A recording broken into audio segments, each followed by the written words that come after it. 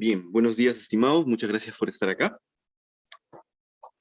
Hoy día vamos a realizar la sesión 6 de este curso de metodologías de vanguardia para la generación de pequeños emprendimientos. Bien, lo que vamos a hacer entonces, el día de hoy, es empezar viendo las cosas que no pudimos ver la semana pasada.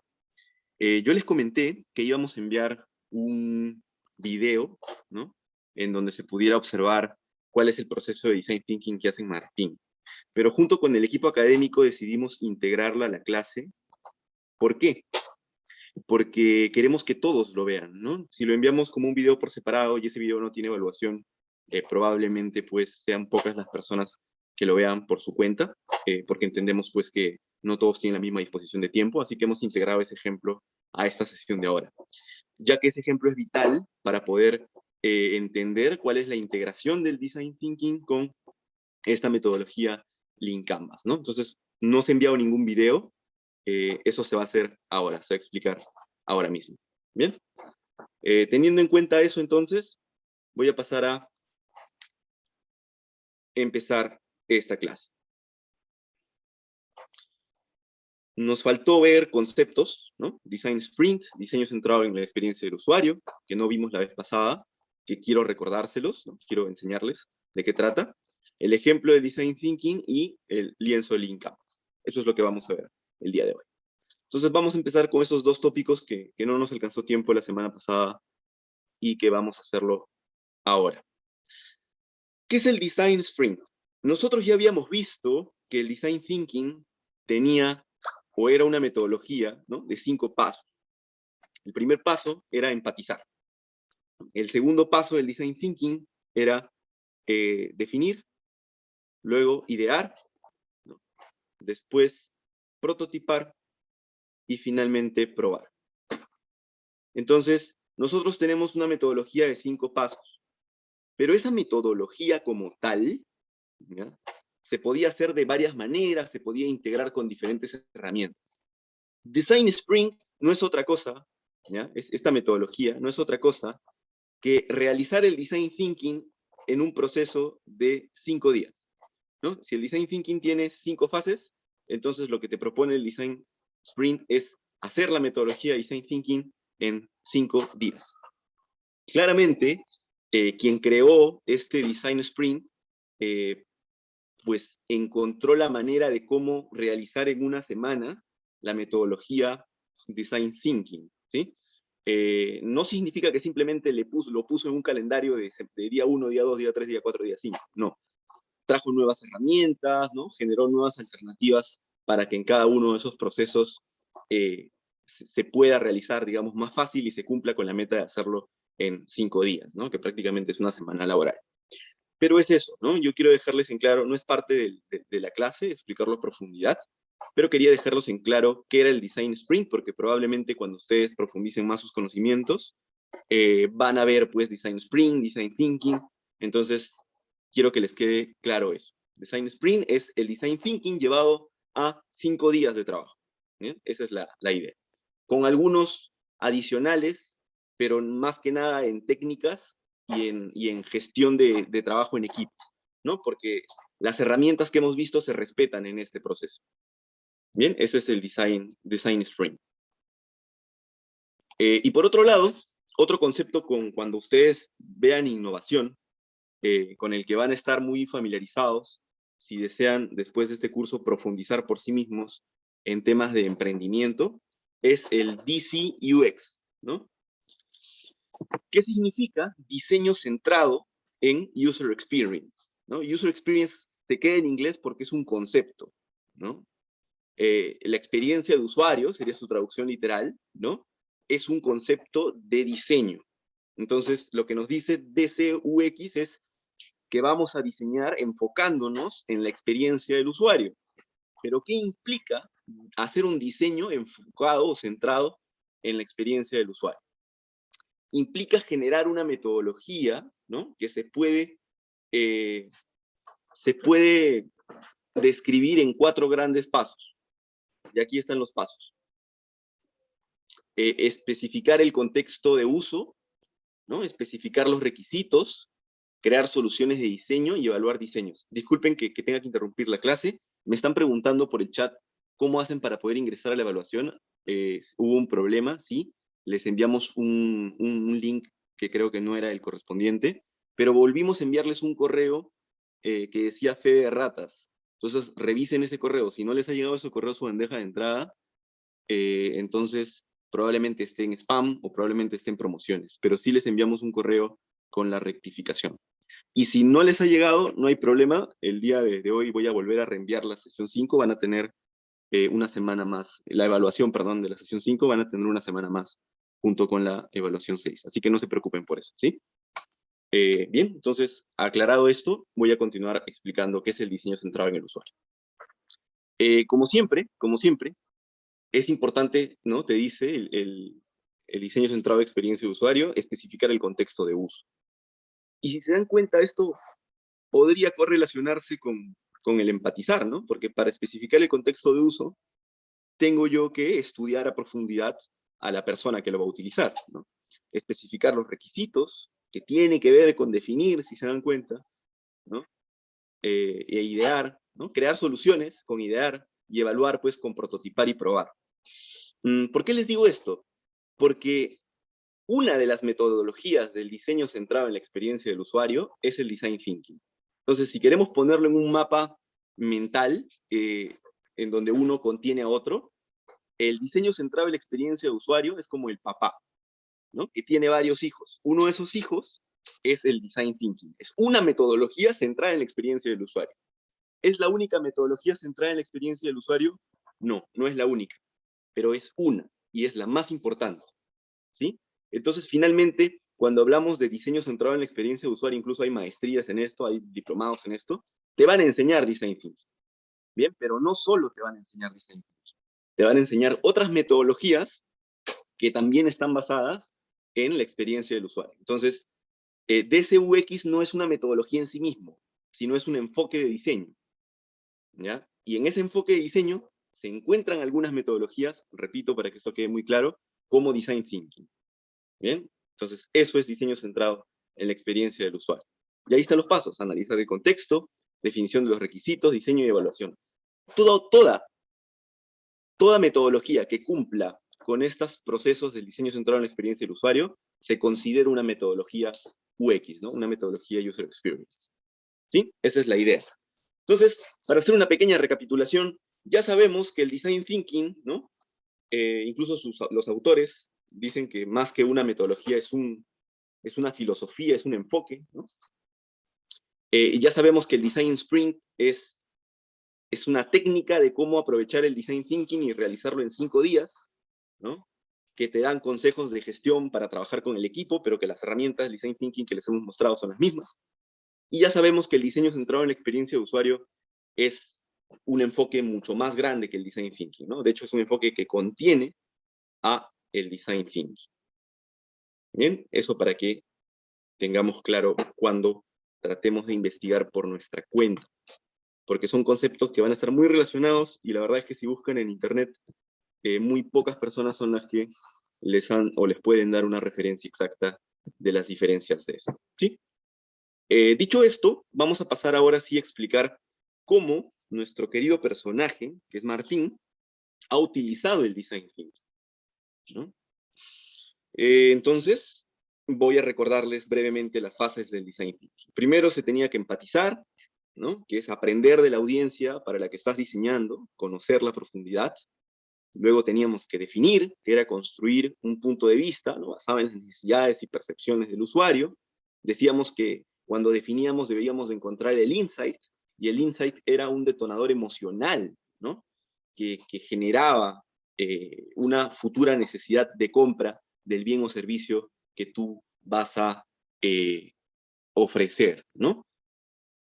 Entonces siempre no nos quedemos con lo que nos decía la persona en efecto, ¿no? Sino tratemos de buscar cuál es el motivo psicológico detrás de lo que él considera un problema. Luego pasamos a idear, y en idear esa es la fase más creativa del design thinking. Imaginar la mayor cantidad de soluciones creativas para luego poco a poco quedarnos con unas cuantas que iban a pasar a la fase de prototipar.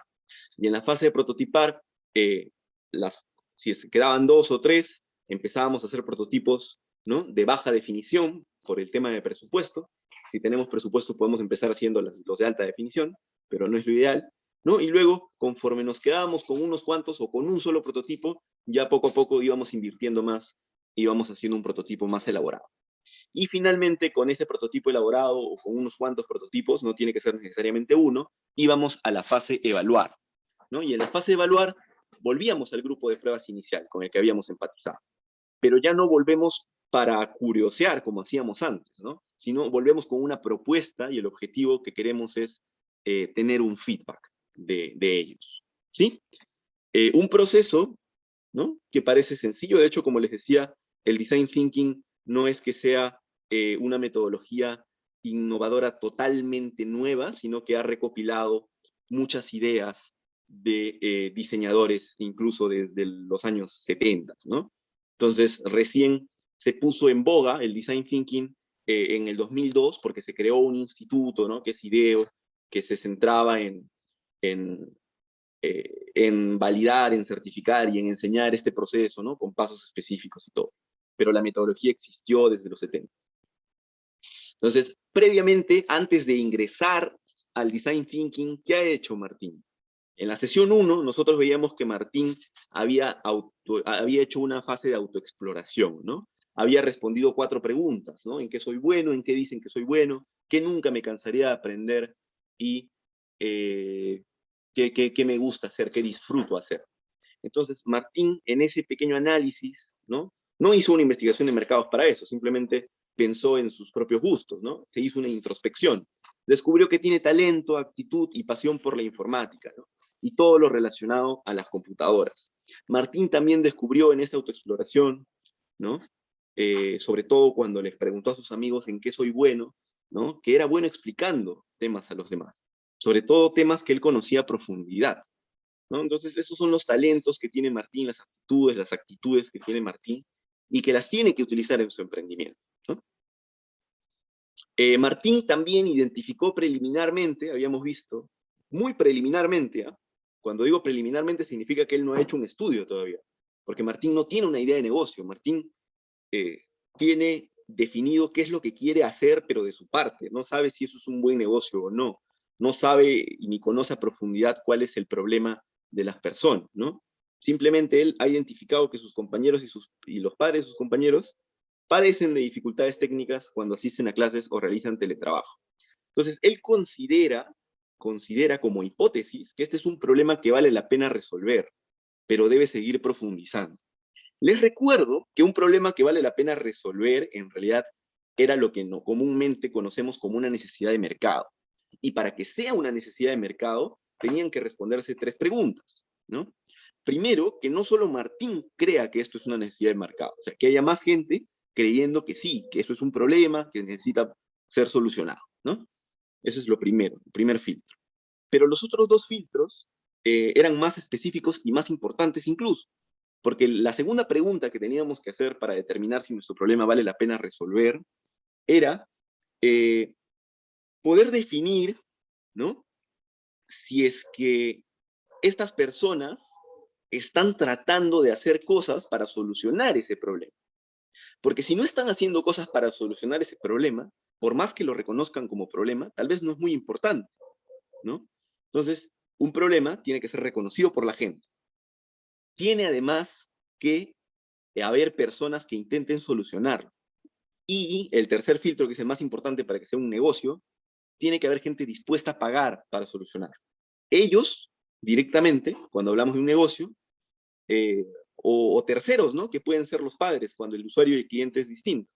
O si es que es un proyecto social, puede ser el mismo gobierno, ¿no? Tal vez los beneficiarios no pueden pagar ese producto o ese servicio social que estás haciendo, pero puede haber un financiamiento por parte de la, eh, algún gobierno o alguna otra fundación, ¿no? Entonces, esas son las preguntas que tiene que resolver. Pero Martín no ha hecho una investigación de mercado, entonces él cree preliminarmente que esto puede ser un problema que vale la pena resolver.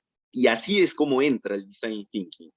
Entra autoexplorándose y teniendo una idea muy preliminar que puede cambiar, que se puede eliminar en cualquier momento, ¿no?, que va a validar.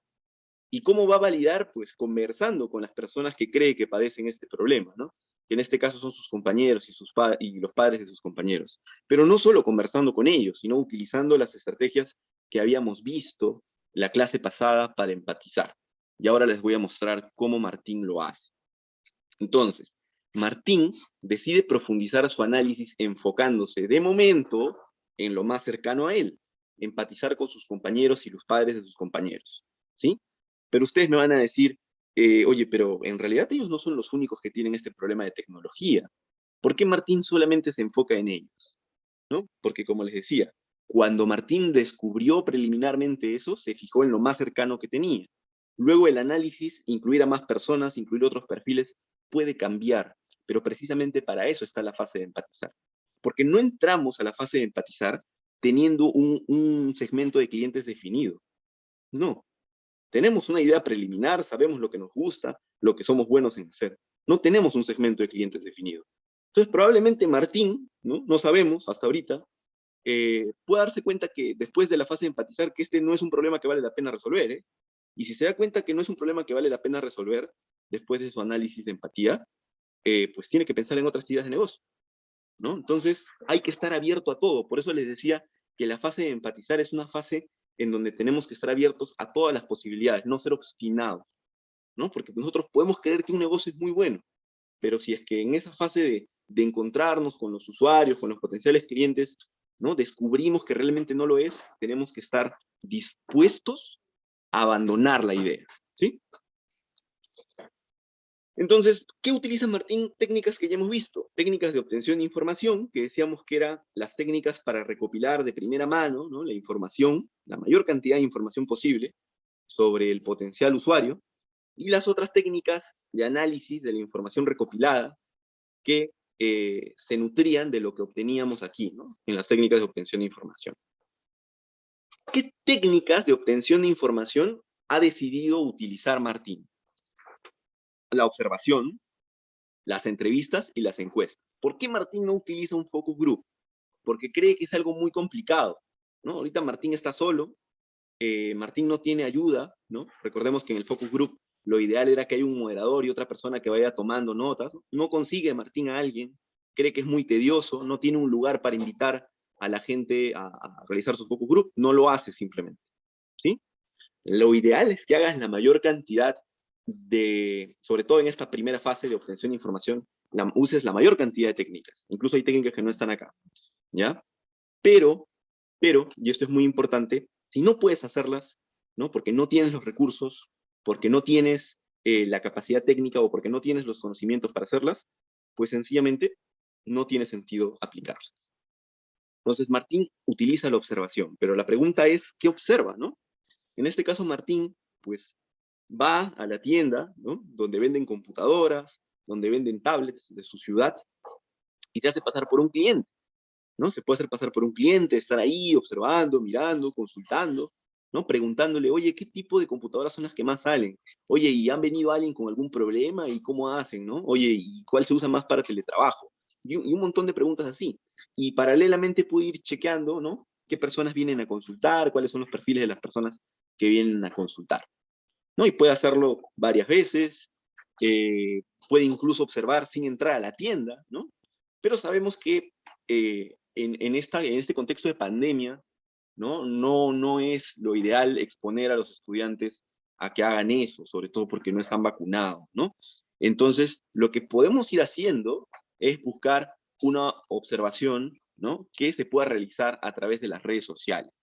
Entonces, lo que puede hacer Martín, en este caso, es chequear, ¿no? Las redes sociales de esas tiendas para ver qué interacción hay. La gente está preguntando, ¿no? Cuando tú sabes que un negocio es exitoso y cómo lo puedes descubrir con las redes sociales, cuando empiezan a generar contenido a cada rato, ¿no? Si empiezan a generar contenido, si la gente empieza a preguntar en los comentarios, ¿no? Si responden rápido, si empiezan a anunciar, ¿no? Stock acabado, ¿no? Pronto traeremos nuevo stock de tal cosa, ahí te das cuenta que ese negocio está rindiendo sus frutos. El problema con el análisis de redes sociales es que no todos los negocios se pueden analizar de la misma manera. ¿no? Probablemente esa tienda de bisutería que está por el mercado, ¿no? No tenga un perfil de redes sociales, porque no lo necesita, ¿no? Entonces, sí, a veces sí se puede analizar solamente los negocios por redes sociales, pero otras veces se tiene que hacer necesariamente con una observación presencial. Entonces, el consejo ahí es que si vamos a evitar que los chicos salgan a hacer esta técnica en campo, ¿no? Busquemos orientarles, ¿no? A que encuentren negocios o se perfilen en áreas, en sectores específicos, en donde sí se puede hacer un análisis de las redes sociales y de las páginas web y todo eso, ¿no? Pero no solamente observa eso, él también tiene que observar, ¿no? A sus compañeros, a sus familiares haciendo estudio virtual, ¿no? Y a los compañeros, a los padres de familia de sus compañeros, ¿no? Eh, estando en teletrabajo. Entonces, si es que tiene la posibilidad de ir a la casa de uno de ellos, de quedarse un rato con uno de ellos, puede observar. Recuerden, la técnica de observación no consiste ahí específicamente en hacer preguntas, en incomodar, en decir, oye, ¿necesitas asistencia técnica? No. Simplemente sentarte y observar, ¿no? Y observar claramente buscando qué, buscando que pueda necesitar ayuda en algún momento, viendo qué es lo que se le hace más difícil a la hora de conectarse en línea, ¿no? Todo ese tipo de cosas. ¿A quién le llama, ¿no? ¿Con qué frecuencia llama a su hijo, por ejemplo? ¿No? Si es una madre de familia, un padre de familia, para que le ayude con temas técnicos, ¿no? Eso es lo que tiene que hacer, observar, si tiene la posibilidad de hacerlo. ¿Bien? Entonces, eso es lo que hace Martín. Utiliza esta técnica de observación, ¿no? Y observa 4 escenarios distintos. Él ha obtenido la siguiente información, estimados docentes. La demanda de computadoras dice ha aumentado en su localidad producto de la pandemia. Probablemente él ha descubierto esto conversando con el vendedor, viendo en las redes sociales, ¿no? Y que realmente sí, a cada rato decía stock agotado, ¿no? Vamos a traer nuevo stock. Ya ha estado fluyendo el stock de computadoras, de tablets, ¿no? O también, ¿no? En este caso, por ejemplo, sobre todo el tema de las computadoras, no digo que sea universal para todos. No sé si ustedes se han dado cuenta, cuando han querido comprar una computadora o una tablet, que la gama baja de las tablets y de las computadoras ya no están en stock en muchas tiendas, ¿no? ¿Qué significa eso? Que la gente, ¿no? Lo que ha hecho es comprar, ¿no? Lo más barato. Tiene demanda ahorita los productos tecnológicos que son baratos. Y como hay una demanda fuerte, incluso el costo de las computadoras ha aumentado, ¿no? ¿Cómo me puedo dar cuenta de eso? También viendo los precios anteriores, ¿no? En las redes sociales que sacan sus catálogos, ver los catálogos anteriores para comparar precios, ¿no? Algunas tiendas de venta de computadoras han implementado un servicio técnico a domicilio. Martín se ha dado cuenta de esto, ¿no? De que las tiendas que solo vendían computadoras y tablets, en unos meses ya tienen un servicio de reparación de computadoras, tienen un servicio de consulta de computadoras, ¿no? Por el momento solo para sus clientes, supongamos. Se ha dado cuenta que los escolares tienen dificultades, pero los que más tienen dificultades son sus padres para adaptarse a entornos virtuales y resolver inconvenientes técnicos, ¿no? Y se han dado cuenta también observando, ¿no? Que los padres, cuando padecen estas dificultades, recurren a sus hijos, a familiares o amigos. ¿Bien? Eso es lo que ha visto Martín a través de la información que ha organizado, ¿no? Luego de haber observado, utilizar la técnica de observación. ¿Es lo único que tiene que hacer Martín? ¿Observa y ya, se acabó todo? ¿Ya terminó de empatizar? No, tiene que continuar. Entonces, fíjense, ¿eh? Martín, dentro de sus descubrimientos en la observación, descubrió que no tanto los escolares, como él creía al inicio, ¿no? Sino sobre todo sus padres son los que sufren esas dificultades. Entonces, las entrevistas probablemente, ¿no? Se enfocarán en profundizar, en conocer a sus padres, ¿bien? Pero también se ha dado cuenta, ¿no? Nuestro querido Martín, tal vez cuando estaba observando, ¿no? Que este problema no solamente eh, es pues de padres de familia, ¿no? Sino que incluye a cualquier persona que no es nativa digital. Puede ser una persona de 40, de 50 años que no necesariamente tenga hijos, ¿no? Entonces, Martín busca ese perfil, sabe que son personas de 30 más años y entrevista a personas entre 30 y 60 años, ¿no? Entrevista a un número que es pequeño, pero es un número que yo considero óptimo como para validar algo, ¿no? 10 en muchos cursos de emprendimiento, de innovación, les van a decir al menos 10 personas investiguen, entrevisten para que tenga sentido la conclusión de sus entrevistas. ¿Bien? Entonces, eso es lo que hace Martín. ¿Y cuál es el objetivo de la entrevista? Porque, a ver, recordemos esto. Eh, una entrevista de mercado, una entrevista exploratoria, no necesariamente se hace tener una lista de preguntas, ¿eh? Lo que tenemos que tener claro son los objetivos de la entrevista. Y a través de los objetivos de la entrevista, ¿no? Como habíamos visto con Claudia, generar objetivos secundarios, ¿no? Objetivos subobjetivos, ¿no? Y a partir de eso, realizar preguntas en el momento. ¿Bien? Entonces, ¿cuál es el objetivo principal de la entrevista? Martín quiere obtener la siguiente información. Miren, la frecuencia, ¿no? De los problemas que tienen con la tecnología, con las computadoras, los tipos de problemas técnicos que padecen, ¿no? Profundizar en qué hacen de momento para tratar de solucionar los inconvenientes. Él ha visto, ¿no? Que llamó a su hijo, ¿no? Un padre, pero no sabe si es que eso siempre ocurre, ¿no? Entonces tiene que preguntar a la gente, porque en esta fase puede interactuar, en la otra fase solamente veía, ¿no? Eh, y sondear la disposición a pagar también, ¿no? ¿Estarías dispuesto a pagar? ¿Cuánto podrías pagar? ¿No? ¿O por qué pagarías? Porque recuerden, ¿qué preguntas teníamos que respondernos para determinar que era un problema que valga la pena resolver? Que no solamente yo crea que es un problema, que haya más personas que lo padezcan o que sientan, ¿no? No tengo que sufrirlo yo, ¿eh? Que haya personas en general que lo padezcan. Que estas personas, decíamos, estén tratando de solucionarlo, ¿no? Y que estas personas estén dispuestas a pagar. Entonces, en toda mi fase de empatizar, tengo que responder esas tres preguntas, ¿sí? Si no respondo esas tres preguntas en la fase de empatizar, estoy haciendo mal la fase de empatizar. Entonces tengo que integrarlas. No, no todas en un solo instrumento, pero sí todas a lo largo de los instrumentos que utilice para empatizar. ¿Bien? Entonces, ¿qué descubre Martín? Descubre que los mayores de 45 años son los que tienen más inconvenientes. Descubre que los inconvenientes más comunes de esas 10 personas son que se reinician las computadoras sin previo aviso, las dificultades de manejo de software para teletrabajo, ¿no? La configuración de audio y sonido de las computadoras también. Cuando entran a Zoom no saben cómo conectarse, desconectarse, no sé, qué sé yo. ¿No? Problemas con la memoria RAM también, que a veces se pone lenta la computadora y no saben cómo solucionarlo. Descubre también que para solucionarlo recurren a sus hijos y sobrinos. Pocas veces, dice Martín, llaman a un técnico, dice, salvo que se trate de un problema que les impida prender la computadora o cuando la computadora se pone demasiado lenta y les impide trabajar. A ver, Martín ha descubierto esto. Entonces, esto invalida todo lo que está haciendo Martín, porque acá dice que pocas veces llaman a un técnico. No necesariamente invalida la solución de Martín, porque puede que no llamen a un técnico porque es muy caro, porque un técnico le diga, ya, te resuelvo el problema, pero son 50 soles la hora.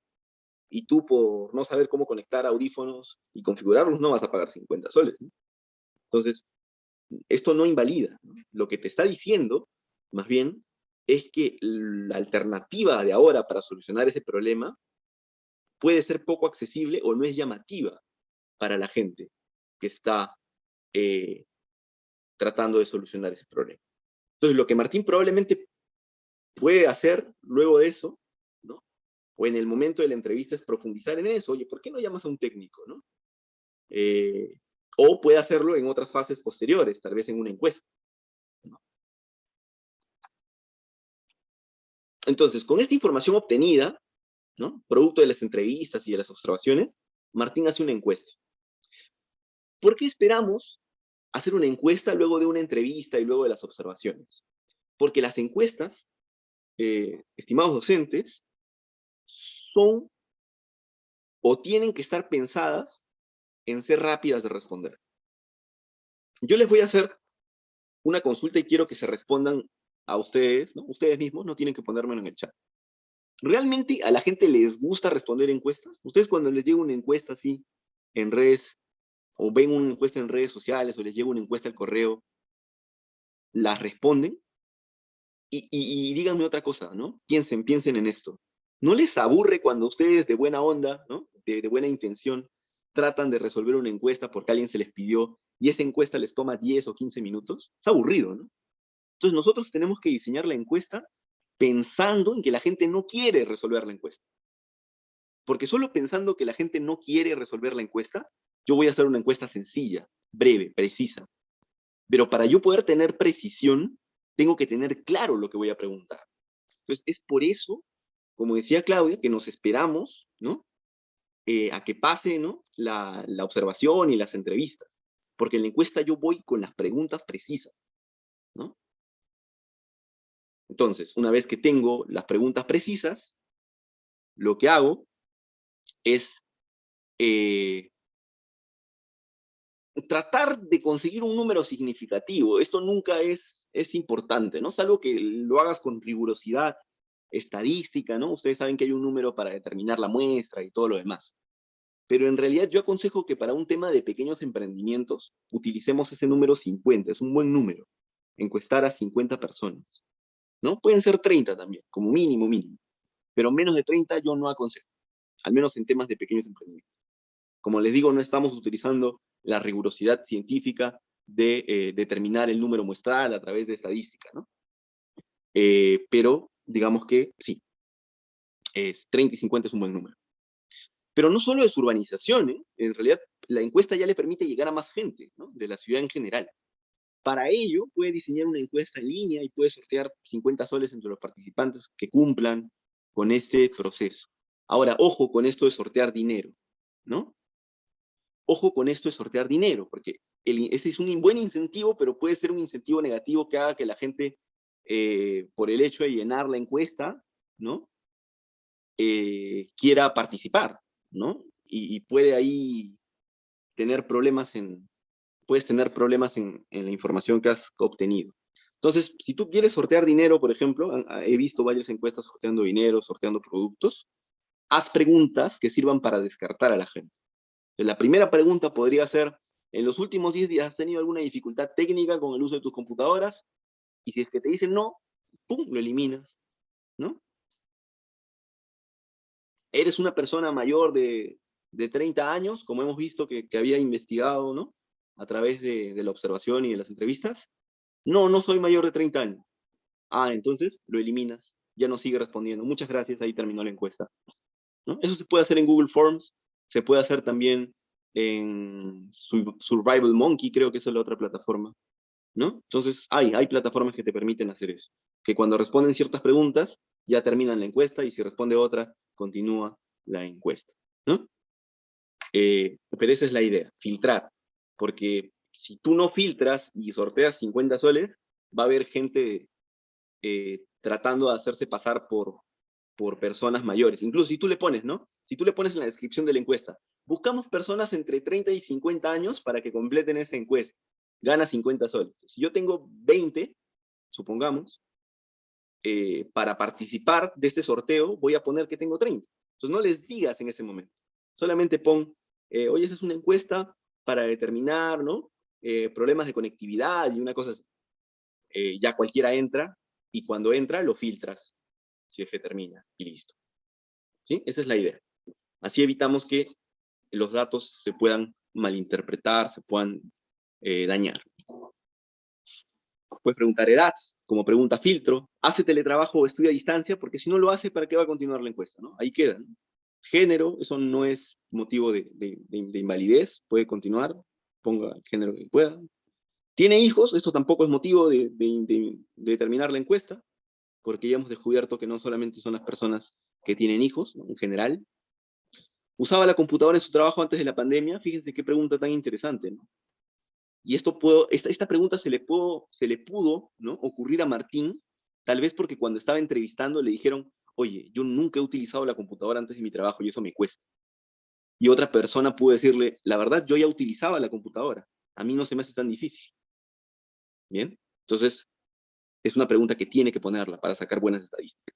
Y luego puede empezar con la escala de Likert, ¿no?, que veíamos con Claudia. En la escala del 1 al 10, señale qué problemas le presentan con mayor frecuencia a la hora de trabajar.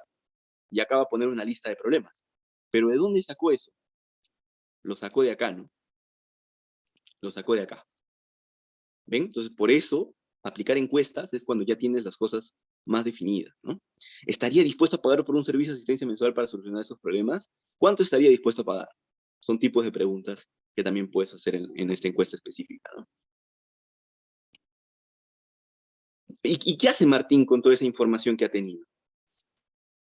La verdad es que ya puede empezar a trabajar, pero lo ideal es que Martín la esquematice, ¿no? ¿Y cómo la puede esquematizar? A través de varias maneras, he puesto algunas 4. Yo sé que están más familiarizados con el mapa de empatía. Les dije que el roleplay no servía para todo, ¿no? Era muy específico. Así que Martín ha utilizado, para que nos quede más claro qué es el buyer person, ¿no? Y vamos a ponerlo como ejemplo. Entonces, cuando yo hago un buyer person, hago un arquetipo de cliente. ¿Qué es un arquetipo? Es un perfil que representa a todos los demás perfiles. Incluso le pongo nombre, mire, Mario Flores. Ninguna persona que he entrevistado o que he encuestado se llama Mario Flores. Pero le pongo un nombre para entenderlo, ¿no? Le pongo una foto referencial, incluso es un tipo de 54 años, que vive en Jesús María, porque probablemente esa es la localidad de Martín, ¿no? Es un administrador adjunto. ¿Por qué saco esto? Porque probablemente cuando puse tipo de profesión en la encuesta o en las entrevistas, me di cuenta que había varios que se dedicaban al sector administrativo, ¿no? Estudios secundarios, colegio público también, porque fue un dato probablemente de incidencia el colegio público. Universidad pública también puede ser un dato que haya sido mayoritario entre la gente que haya encuestado, ¿no? Es casado, tiene 2 hijos, su ingreso es 2.500, también pude preguntar cuál es tu ingreso y hago un promedio. Entonces, esta persona tiene que representar a todas las demás. Y si ustedes se encuentran que no solamente una persona representa, sino que son varios, entonces hagan 2 o 3 arquetipos, ¿sí?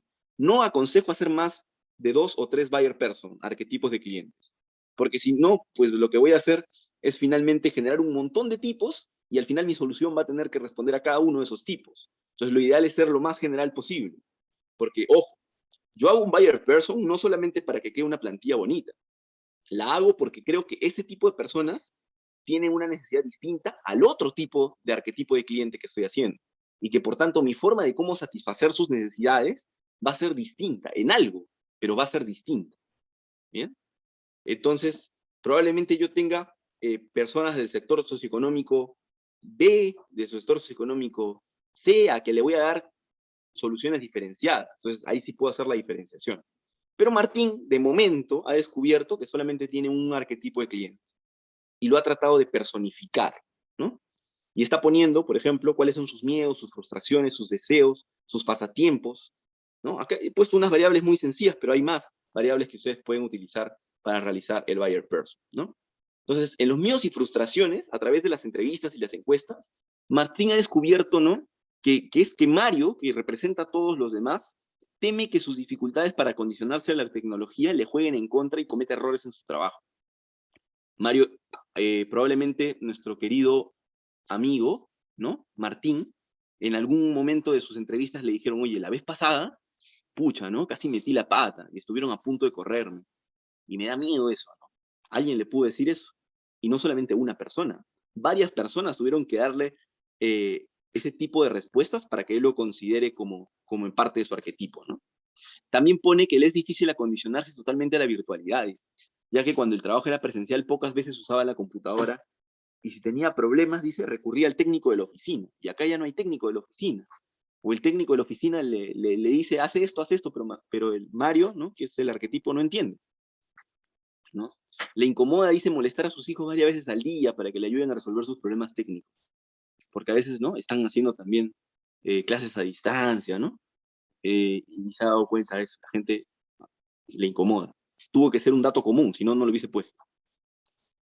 ¿Qué descubre que son los deseos de nuestro querido arquetipo de cliente? Equilibrar su vida laboral con su vida familiar, adaptarse al teletrabajo, obtener un ascenso antes de jubilarse, ¿no? Le gustaría no quedarse ahí, que sus hijos terminen sus estudios profesionales, esos son sus deseos. Pasatiempos, ver deportes, jugar juegos de mesa, ver películas, reunirse con amigos. Y así, podemos seguir sacando datos, curiosidades comunes entre todos. Porque este perfil me va a ayudar luego a generar ideas. Ya luego vamos a ver cómo lo utilizamos, ¿sí?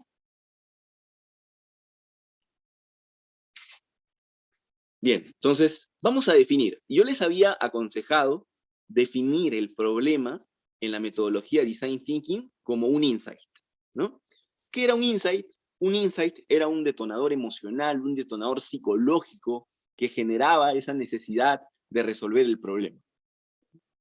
Si ustedes encuentran un problema preliminar nada más, que es asistencia técnica y todo, no lo van a hacer bien. No les va a ir bien en su solución. Tienen que encontrar el problema detrás del problema. El motivador psicológico, el motivador emocional que genera ese problema. ¿Bien? Entonces, por eso yo les proponía, usuarios, todo lo que está en rojo se cambia, ¿no? Necesitan algo, lo que hemos estado viendo, porque sienten, y el motivo, el insight detrás, el detonador. Él ha descubierto hasta el momento, ¿no?, que los adultos y adultos mayores necesitan asistencia técnica en computación e informática porque les frustra no poder adecuarse en el teletrabajo. El detonador emocional, porque la gente recurre a llamar a sus hijos, porque recurre a llamar a sus amigos, o en algún momento contrata a un técnico, es la frustración. Él descubre eso. ¿Y cómo pudo descubrir eso? Porque cuando estaba entrevistando se puso en modo psicólogo, ¿no? ¿Y qué te hace sentir esto? ¿Qué sientes cuando no puedes resolver los problemas de la computadora? Eso es empatizar. Empatizar no solamente es decirme, a ver, dime qué te genera tal cosa, ¿no? A ver, ¿puedes hacerlo? Sí, no. ¿Haz esto? Tal, no. No, empatizar es descubrir qué piensan las demás personas en función al problema que creemos que es un problema significativo, ¿no? Entonces, uno en la entrevista tiene que realizar ese tipo de preguntas. ¿Cómo te hace sentir esto? Como les digo, esas son técnicas que vienen de la psicología, pero tenemos que encontrar a profundidad ese detonador emocional. Si hasta la fase de definir no encontramos el detonador emocional, ¿no?, que está acá, miren, la frustración, dificultades, eso está acá, está en el buyer person, ¿no? Si no lo encontramos, hay que volver a hacer esta primera fase de recopilar información, porque probablemente lo hemos hecho mal, ¿sí? Tiene que haber aquí un detonador emocional, porque con ese detonador emocional viene la fase más creativa del design thinking, que es precisamente generar esas diversas técnicas que habíamos visto para solucionar ideas, ¿no? Aquí vamos a ser sencillos nada más porque también nos gana el tiempo y tenemos que avanzar con el link Canvas, ¿no? Vamos a ver el brainstorm, cómo Martín utiliza el brainstorm. Martín entonces empieza a pensar en función a este problema, ¿no? ¿Cómo soluciono esto? ¿Cómo soluciono que los adultos y adultos mayores necesiten asistencia técnica, ¿no? ¿Cómo les ayudo? Y él piensa en generar un videoblog, ¿no?, de consultas, ¿no?, videos en YouTube. Piensa en un podcast, piensa en juegos de mesa, piensa en un libro, piensa en una revista, piensa en un curso de autoaprendizaje, piensa en servicio técnico, piensa en varias cosas. Como les decía, en la fase de brainstorm no tienen que filtrar nada, ¿no? Probablemente alguien ya se esté dando cuenta y diga, podcast, oye, pero son mayores, ¿cómo vas a poner podcast? Pero aquí Martín no se filtra. Martín trata de sacar la mayor cantidad de ideas. Y si está en equipo, todo el equipo genera la mayor cantidad de ideas. Porque luego viene la fase de descarte. Y la pregunta que ustedes tienen, estoy seguro, es, ¿pero cómo descarta? ¿No? Entonces, primero Martín tiene que encontrar cuál es el bien o el servicio que ha puesto en toda esa lista que más se adecua a su potencial usuario, ¿no?, que por tanto su potencial usuario más consume. Entonces, él no sabe, no investigó, ¿se dieron cuenta? No investigó. No investigó, pero aquí en su arquetipo de cliente sí preguntó por pasatiempos. Ah, entonces esto no era una pérdida de tiempo. ¿Ven? ¿Ven cómo explorar más allá de lo que te piden? No solamente es una simple investigación de mercados, puede ayudarte luego a generar ideas mucho mejores. Pero supongamos que no lo hubiera pensado. Tiene que hacer una encuesta de nuevo. O tiene que buscar estudios donde digan qué es lo que más, cuáles son los pasatiempos más comunes, ¿no?, en gente de esa edad, de esa ciudad, ¿no?, o de ese país. Entonces Martín sí investigó, pero no investigó mucho, es consciente que no preguntó mucho sobre eso, entonces recurre a investigaciones externas, ¿no?, pero también vuelve a realizar las encuestas. Y empieza también a eliminar las alternativas que le demandan a él muchos recursos y tiempo, porque acuérdense, no solamente es lo que quiere el mercado, es lo que tú puedes darle al mercado. Si el mercado quiere un carro que vuele y tú no puedes construirlo, entonces eso no es negocio. Entonces tú tienes que eliminar, Martín tiene que eliminar también esas ideas, ¿ya? Entonces Martín descubre pues que la gente de esa edad no consume videoblogs, no sigue a youtubers, no consume podcast, son muy pocos los que consumen podcast, ¿ya? Eso. Pero Martín también se da cuenta de sus limitaciones y se da cuenta que él no sabe cómo gamificar, cómo construir un juego de mesa. Lo descarto. Se da cuenta que él no tiene tiempo, porque habíamos visto que era un chico aplicado, bastante estudioso, con tiempo poco limitado, no tiene tiempo para armar un libro, ¿no? Y todo lo que implica hacer un libro. No tiene tiempo para dar servicio técnico 24/7, porque él estudia. Entonces le resta esto de 24/7. Y no puede dar servicio técnico a domicilio, porque como habíamos visto en la primera clase, los padres de Martín, ¿no?, le han prohibido a él hacer eso. Entonces, para hacer este descarte de acuerdo a los recursos, yo puedo recurrir a mi FODA. Entonces, el FODA no lo hice por las puras. El FODA me va a ayudar en esta fase de descarte de ideas, porque es aquí yo ayudo, ¿no? Delimito lo que puedo hacer y lo que no puedo hacer en función al problema que trato de resolver, ¿no?, a la idea que trato de proponer. Y Martín se queda con tres ideas en este momento. Se queda con una revista, ¿no? Porque Martín se ha dado cuenta que la gente de consume revistas. Tal vez lo que puede hacer, Martín dice, es generar una suscripción, una revista, y en esa revista poco a poco ir generando contenido que le va a ayudar, ¿no? Entonces, como la gente está más familiarizado, ¿no?, de esa edad con entornos físicos que con entornos digitales, tal vez una revista que le ayude a optimizar, ¿no?, que le dé así paso a paso, puede ser una buena idea de solución. Un curso de autoaprendizaje también, porque Martín se da cuenta de que muchos personas que trabajan, ¿no?, que hacen teletrabajo, sí saben cómo hacer un moco, ¿no? Entonces también lo considera. Servicio técnico, no 24/7, pero remoto, también Martín puede ponerlo, ¿no? Aunque tal vez también puede descartarlo, ¿no? Porque si es que la gente le dice, oye, el servicio técnico de mi oficina no sirve porque no le entiendo al joven, ¿no?, que trata de ayudarme con el problema en remoto, lo descarta, puede descartarlo, no hay problema. Entonces Martín ya se queda con pocas ideas, ¿no? Y lo que tiene que hacer a partir de ahora es volver a hacer este tema de brainstorm, ¿no? O puede utilizar esta técnica Scamper, ¿no?, para profundizar en más ideas. Pero hasta aquí nos vamos a quedar con Martín. ¿Por qué? Porque la fase de prototipar y probar se hace para validar, ¿no? La vamos a integrar cuando validemos el lienzo Lean Canvas. Hasta el momento, la fase de Design Thinking 1, 2 y 3 la vamos a integrar al lienzo Lean Canvas. Entonces, por eso me quedo acá. Prototipar y probar lo vamos a ver la próxima sesión. Están relacionadas con la validación del lienzo, ¿sí? Entonces, esto es lo que tiene Martín hasta ahora.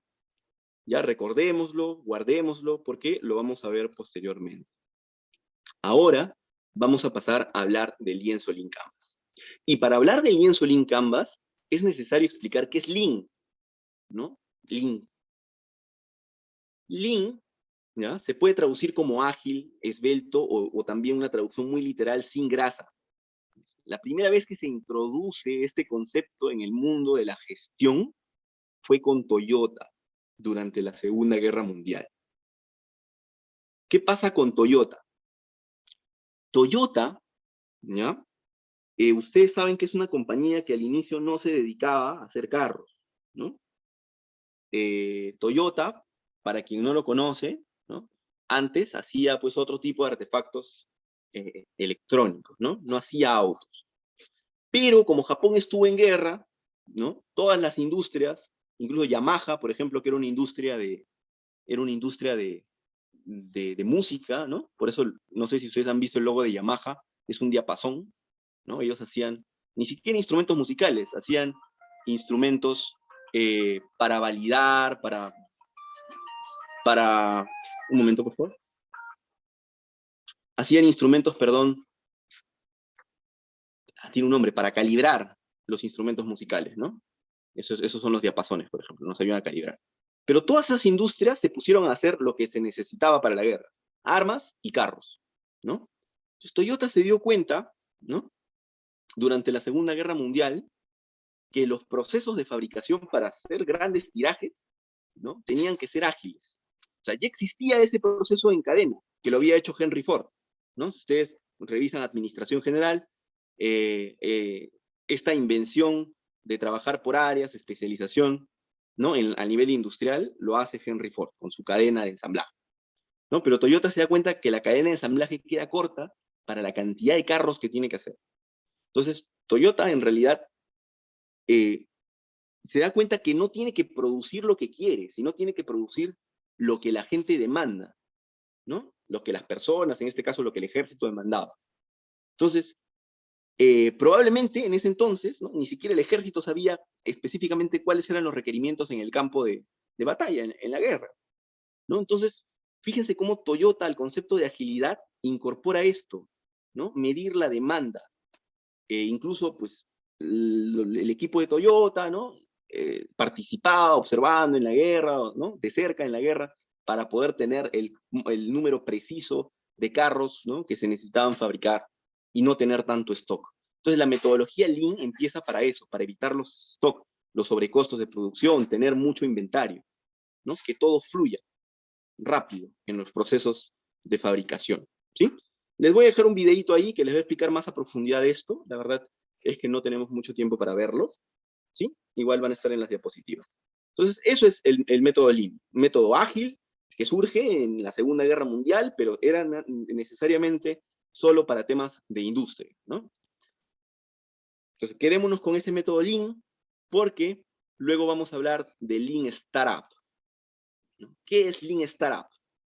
Es una metodología ágil, su mismo nombre es el Lean, ¿no? Para crear startups. Luego voy a explicar qué es una startup, ¿ya? Entonces, el Lean Startup es un método creado por Eric Rice en 2008, ¿no? A partir de su experiencia en el mundo de las startups tecnológicas de Silicon Valley. Cuando el mundo de la tecnología empieza a cobrar auge, ¿ya?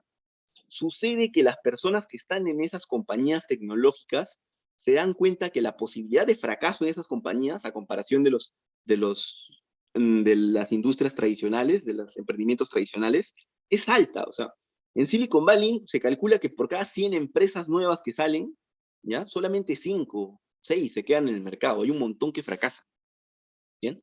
Entonces ellos se dan cuenta de que ese problema tan cambiante, esa posibilidad de tanto fracaso, ¿no? Requería un método de gestión mejorado, ¿no? Requería un método de gestión ágil, un método que les permita descubrir los errores incluso antes de meterle mucho dinero a sus proyectos, ¿no? Y aparte también, en el mundo de las tecnologías, es cambiante, ¿no? Un año sale un procesador, un celular, el otro año ya está desactualizado y es constantemente cambiante y la gente tiene que competir muy fuerte en la tecnología. Entonces, precisamente esa alta competencia, ¿no? Esa necesidad de sacar productos rápidos, esa necesidad de fracasar lo más antes posible para no meter tanto dinero, ya que estás en un entorno de negocio pero que tiene mucha posibilidad de fracaso, hace que Eric Rice diseñe una metodología, ¿no?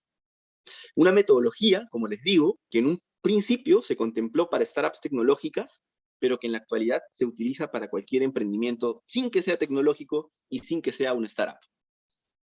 Para poder entender a profundidad lo que acabo de explicar, es importante que les deje claro qué es una startup. Una startup no es un emprendimiento. Todo emprendimiento no es una startup. Quedémonos claros con eso. Una startup es un tipo de emprendimiento, ¿sí? ¿No? Una empresa innovadora con alto potencial de escalar. Tiene dos características, fíjense. Innovación, ¿no? El puesto de salchipapas que pones en la esquina, que puede ser un negocio rentable y nada desmerecedor, no es innovador, ¿ya? Puedes incluirle elementos de innovación si gustas, pero si haces un puesto de salchipapas totalmente tradicional, eso no es innovador, ¿ya? Y también, paralelamente, no es que tiene uno u otro, dos características tiene una startup. Alto potencial de escalar, es decir, de replicar el modelo de negocio, de que crezca, ¿no? Apresuradamente. Esas son las dos características de una startup. Hay innovación y hay un potencial alto de escalabilidad.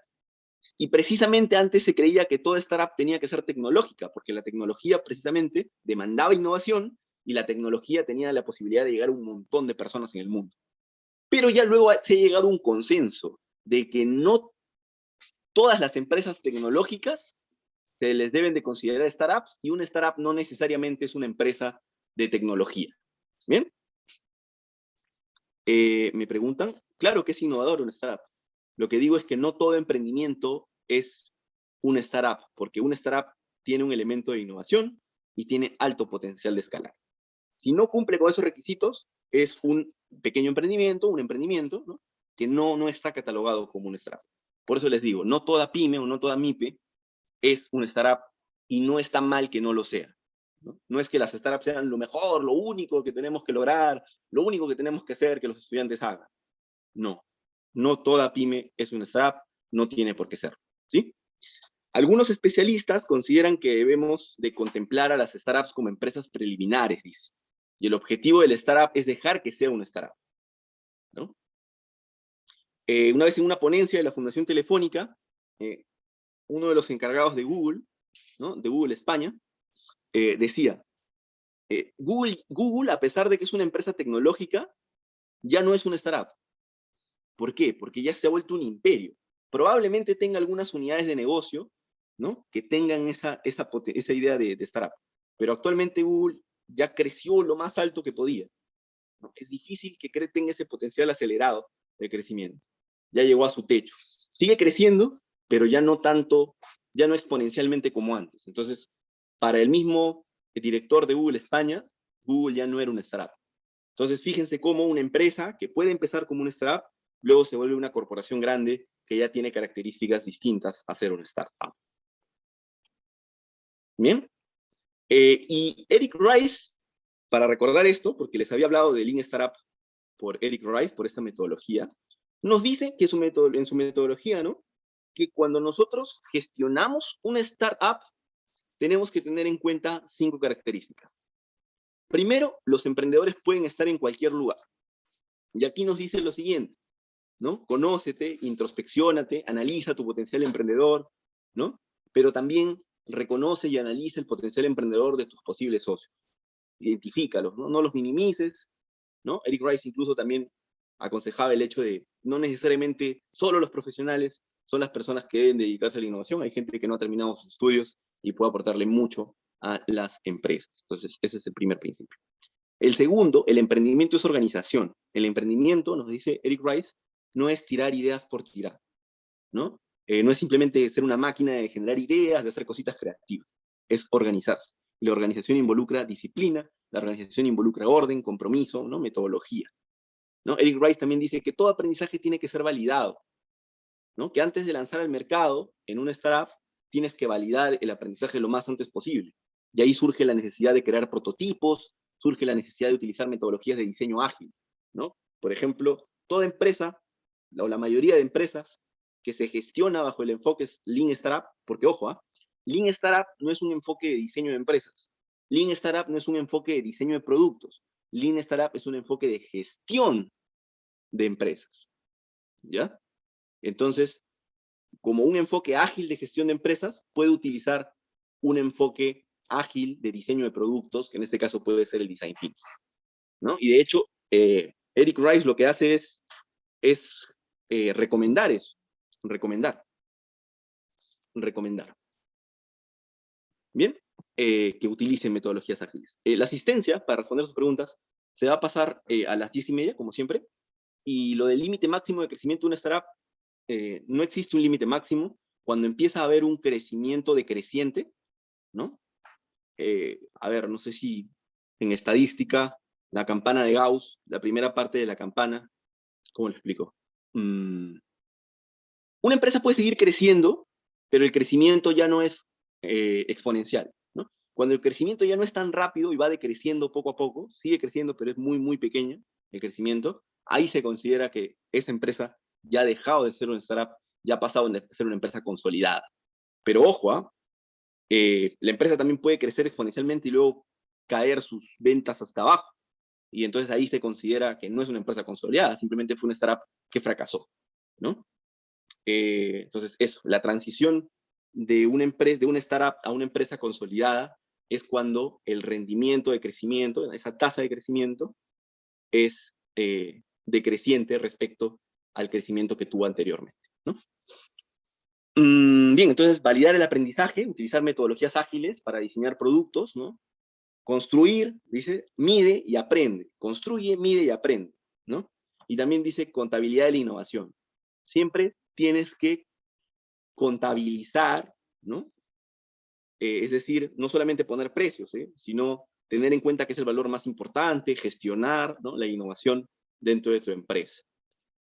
Entonces, hay un ciclo para crear, ¿no? De Lean Startup que te propone en general, más de crear de gestión, como les digo, de una startup, que pasa, ¿no? De la fase de ideas a producto, construyes, del producto a los datos mides, y de los datos a las ideas, de nuevo, aprendes, ¿no? Y así vas mejorando esto.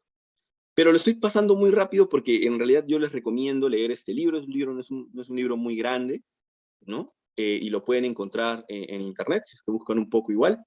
Probablemente esté en inglés, eso sí. Pero no es un libro de muy complicada lectura. ¿Bien? Entonces, vamos a pasar esta idea de startup, de Lean Startup. ¿Por qué? Porque quiero terminar con lo siguiente.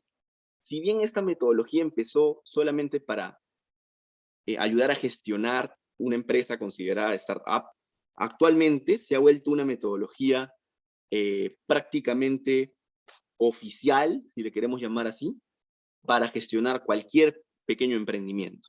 ¿Por qué? Porque ustedes, ¿no? Como docentes, sobre todo cuando enseñan emprendimiento, ya no tienen que enseñar ese emprendimiento con el enfoque tradicional, ¿no? Sino que tienen que enseñar el emprendimiento con el enfoque de innovación. Y precisamente no queremos llegar a que sea una startup, pero tiene que haber un componente innovador. Y mientras hay un componente de innovación, entonces funciona esta metodología. ¿Sí? Entonces el Lean Startup empezó siendo una metodología solo para startups, pero actualmente también se ha estandarizado para emprendimientos que no necesariamente cumplen con estas dos características, ¿no? Puede haber un emprendimiento innovador que no tenga tanto potencial de escalar, pero mientras tenga el componente de innovación, se puede utilizar la metodología Startup. ¿Por qué hablé de esto? Porque ahora vamos a hacer un paréntesis para hablar de Canvas. Porque cuando hablamos de un lienzo Canvas, ¿no? No estamos hablando de un lienzo Lean Canvas. Son conceptos distintos, ¿no? Un lienzo Canvas, entonces vamos a dejar de lado el Startup. El lienzo Canvas es una metodología, ¿no? Creada por Alexander Osterwalder en el 2008, ¿no? Que lo propuso incluso en su tesis doctoral ya años atrás, en el 2004. Este lienzo, dice, pretende ser una herramienta que permite el bosquejo de los negocios en su etapa inicial, sean startups o no, pretendiendo eliminar la necesidad de formular un plan de negocio al iniciar un emprendimiento. ¿Ya? Yo he visto que muchos docentes, cuando explico esta parte, me dicen, lo que pasa es que el lienzo Canvas es para empresas que ya están constituidas y el lienzo Lean Canvas es para empresas que aún no están constituidas, empresas que están naciendo.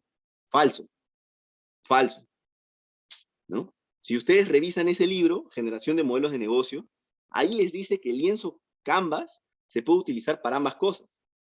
Solo que el lienzo Lean Canvas, que vamos a ver y vamos a profundizar, es una adaptación de este modelo de negocio a la metodología ágil, a esta metodología, ¿no? Porque esto se creó aparte, fue publicado en paralelo, ¿no? Y luego hay un tipo, que luego lo vamos a estudiar, que se llama Ash Maurya, que junta esas dos ideas.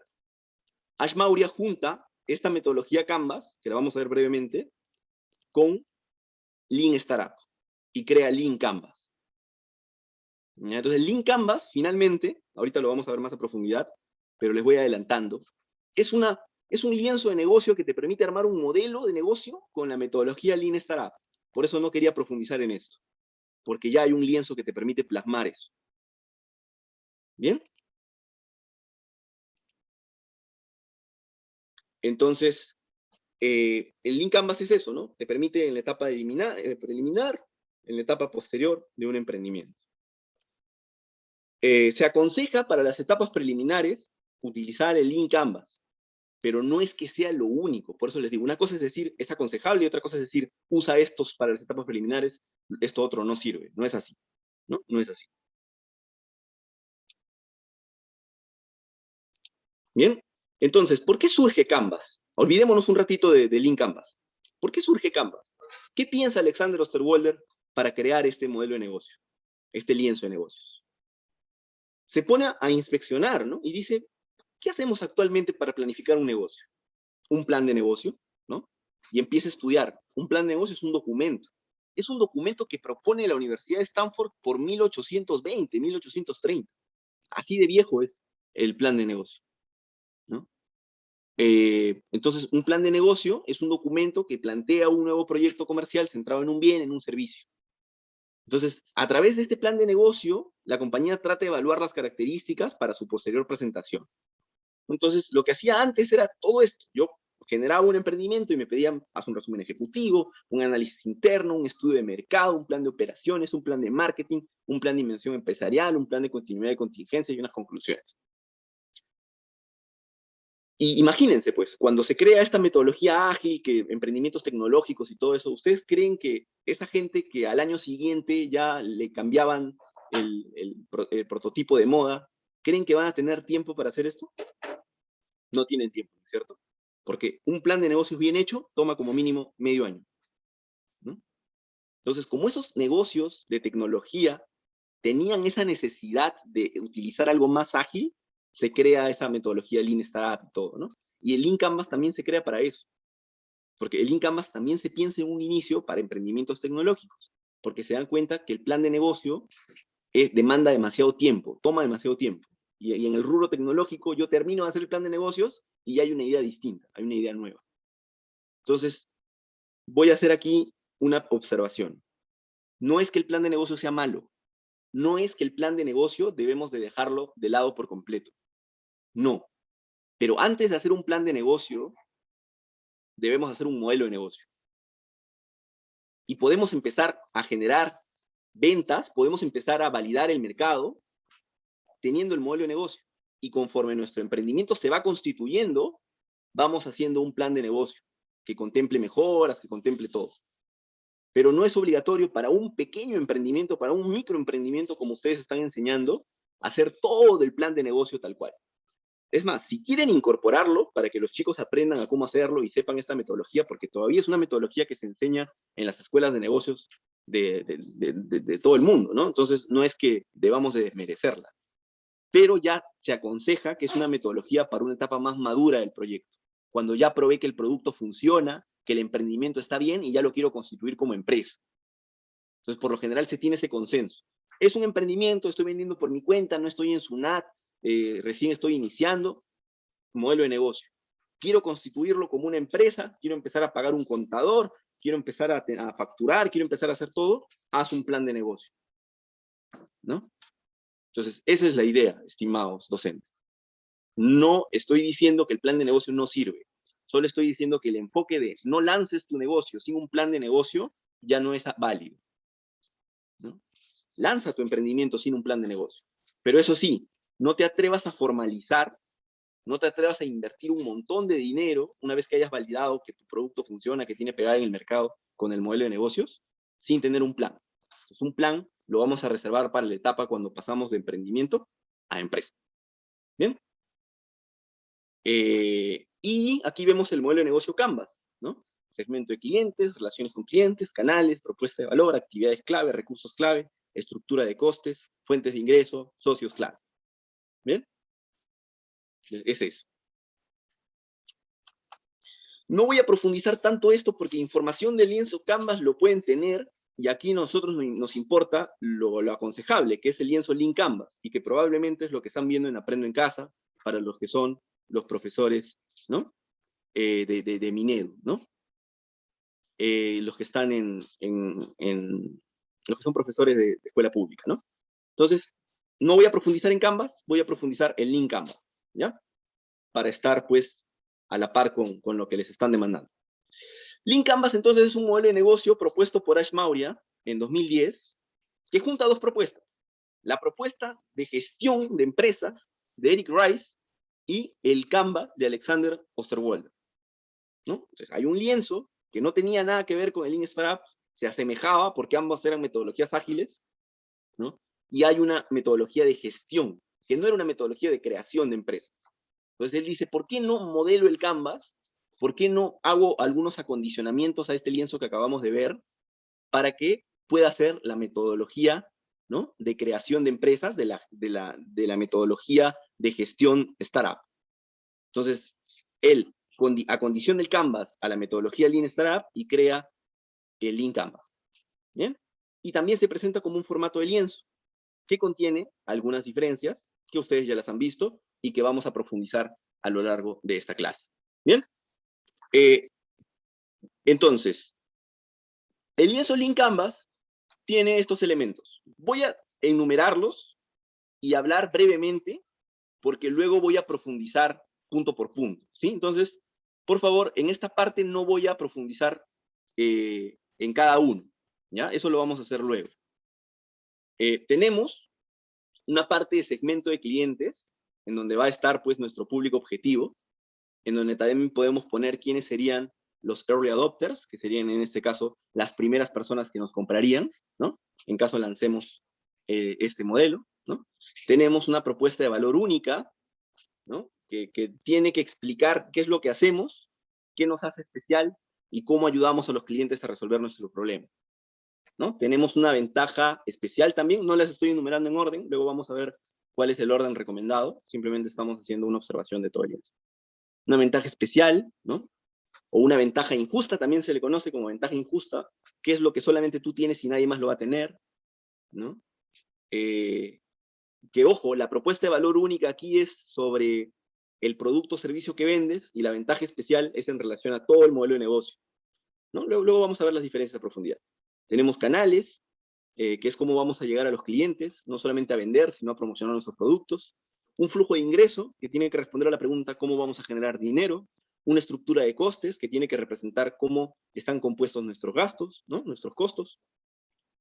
Métricas clave, que son las actividades que yo tengo que medir constantemente para ver si estoy teniendo éxito o no, ¿no? Una solución, que son las 3 características del producto y servicio que responden al problema, que también tienen que ser, o se recomienda que sean, las 3 características más importantes del problema que habíamos identificado anteriormente, ¿no? Del insight, no sé si se acuerdan. El insight lo vamos a disgregar en problemas pequeñitos, ya luego voy a explicarles cómo se hace, no se preocupen, pero vamos a integrar este lienzo con la metodología Design Thinking. Esa es la idea de la sesión, ¿sí?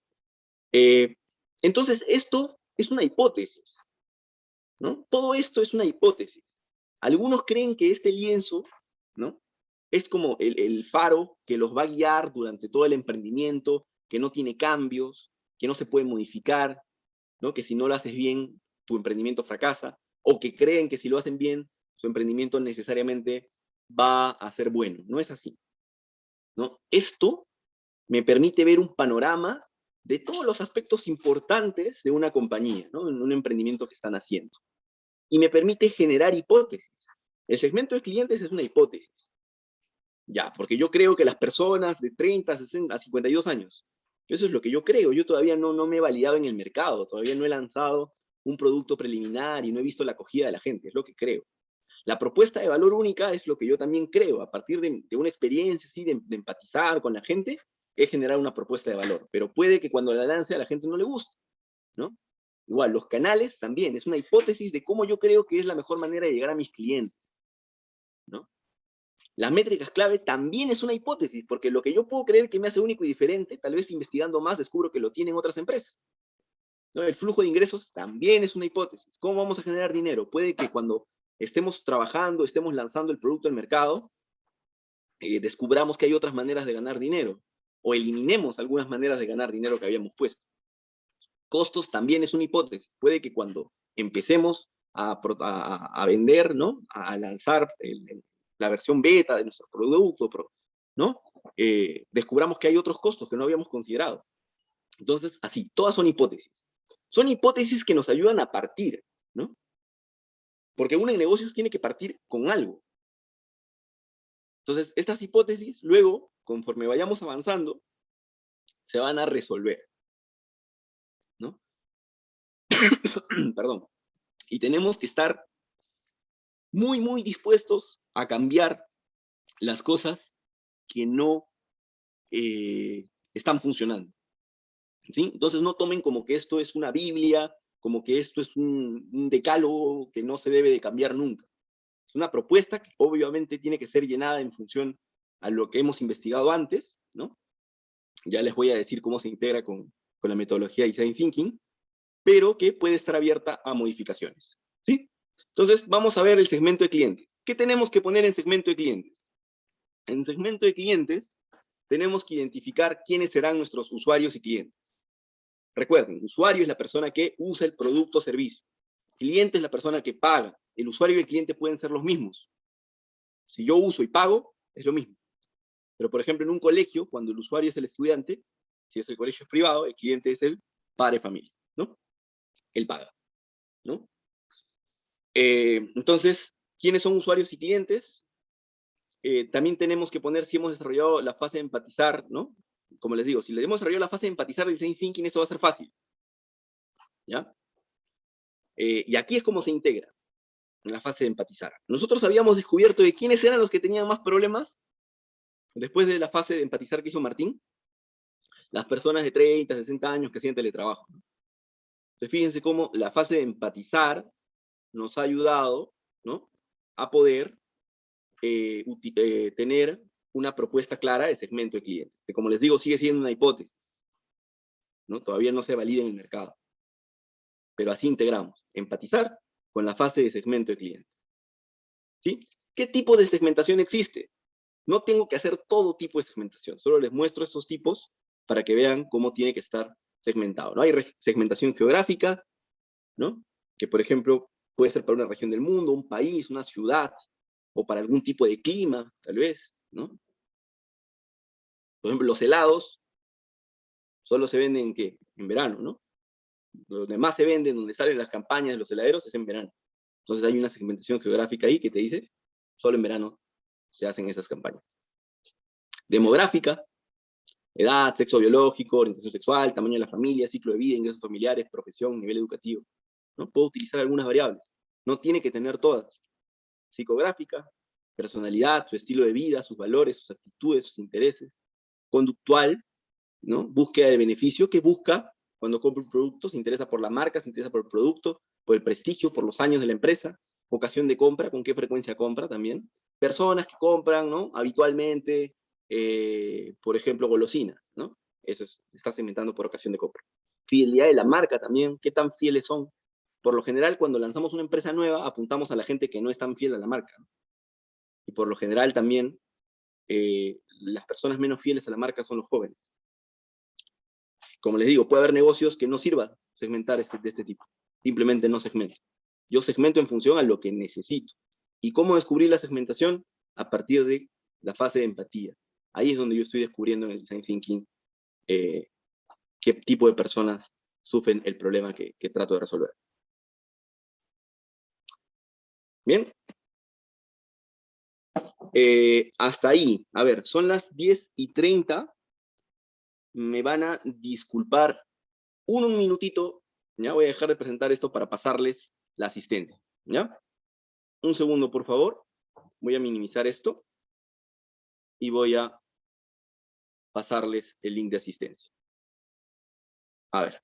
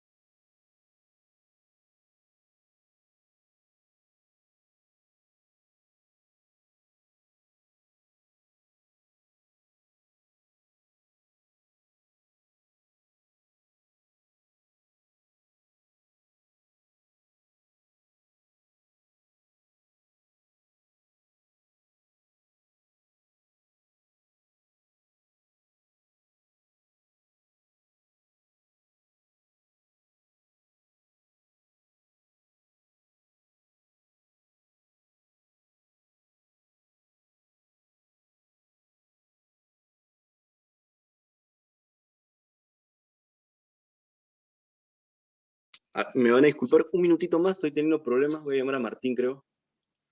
Estoy teniendo ahí algunos inconvenientes técnicos. Mm,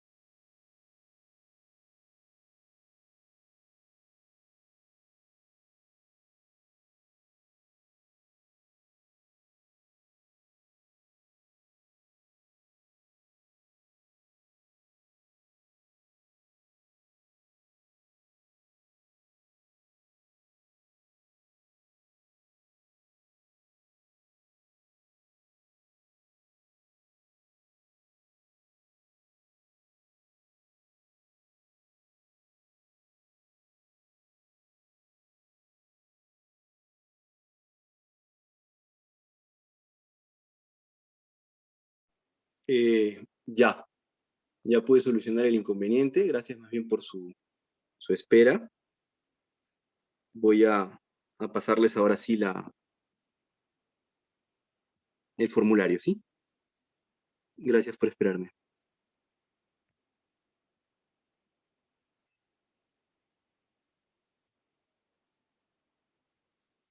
A ver,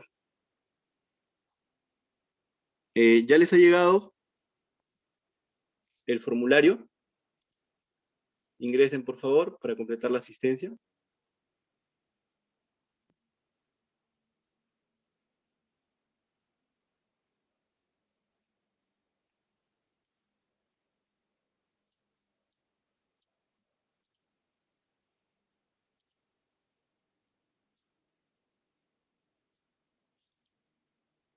Bien, ingresen al formulario, completen la asistencia, les doy unos minutos mientras trato de resolver el problema para proyectar la pantalla.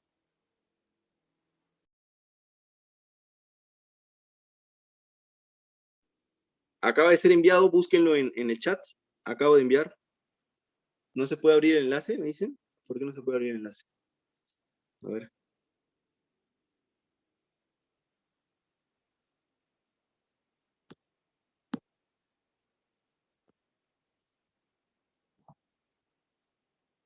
Sí, sí se puede abrir el enlace. ¿Alguien ya lo ha abierto y ha registrado su asistencia?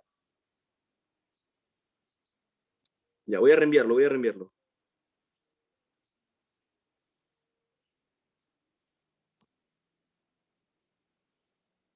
Sí, son solo dos datos, porque este es por ahí de asistencia, no es el examen. Son solo dos datos. Ajá, no se confundan, docentes.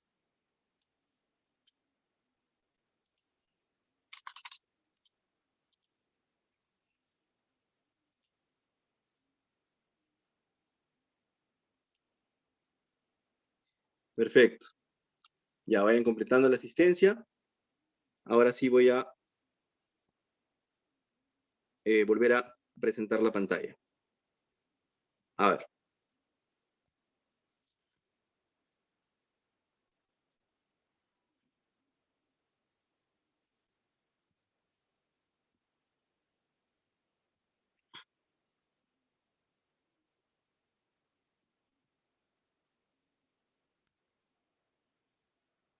Espero que se esté viendo. Justo estoy utilizando mi tablet. Disculpen más bien si la calidad no se ve tan bien. A ver, vamos a volver. Ya. Estábamos acá. ¿no? Estábamos en, ¿qué era el segmento de clientes? Como les decía, si hacemos bien en la fase de empatizar, debemos de tener una propuesta muy clara de cómo puede ser este segmento de clientes, ¿no? Se integra con la fase 1 de Design Thinking. Y les hablaba de los tipos de segmentación que hay, no tienen que hacer todas las segmentaciones, usen las que ustedes en la fase de empatía han descubierto que les sirve para segmentar ese mercado. En este caso de Martín, ¿cuál era? La edad, ¿no? La edad era importante para segmentar el mercado. ¿Qué más? Había una conductual, ¿no? Que era que si hacía, no, perdón, era una psicográfica, ¿no? Que dentro de su estilo de vida se hacía teletrabajo. Si no hacía teletrabajo, no, no nos servía como cliente, ¿no? O estudiaba. Bien, entonces, esas son las variables que utiliza Martín, luego lo vamos a ver más a detalle. Pero luego pasamos al problema, ¿no? Segmento de clientes, luego vamos al problema. En el bloque del problema debemos especificar cuál es o cuáles son los problemas más importantes que atraviesa nuestro segmento especificado. Nosotros ya teníamos un insight, ¿no? Pero ese insight, ese tema grande que decía asistencia técnica, ¿no? Podemos disgregarlo en 2 o 3 características esenciales. ¿Qué implica esa asistencia técnica? ¿No? Acondicionada a personas que no utilizan mucho la tecnología. Podría ser una parte. ¿Qué más implica esa asistencia técnica? Podría ser por las características, ¿no? Una asistencia técnica que busque reducir la ansiedad, el estrés, la frustración que les causa, ¿no? Que era parte del insight. Entonces, ahí podemos pensar en disgregar el problema, ¿no? Si no encontramos cómo disgregarlo, si creemos que el problema tal cual está bien así, lo podemos poner. Pero lo ideal es tratar de separar ese problema en 2 o 3 grandes subproblemas que se deriven de este. ¿Sí? Luego vamos a ver ejemplos. Y con los ejemplos va a quedar más claro. Esto entonces se integra con la fase de definir, ¿no? Porque en la definición del design thinking habíamos definido el problema como un insight. Eso guarda relación, concordancia con esta fase del lienzo Canvas, que es el problema. ¿Bien? Luego iba la solución. La solución no es que el modelo de negocios nos va a ayudar a dar la solución. Como les digo, si no se aplica eficazmente con una metodología de diseño de producto, de servicio como el design thinking, acá vamos a sufrir. Entonces, si ya integramos con la fase idear del design thinking, la solución es más fácil. Entonces, aquí yo puedo crear 3 modelos de negocios distintos y tengo 3 soluciones distintas y los voy probando. Eso también es algo que no se dice mucho en temas de emprendimiento.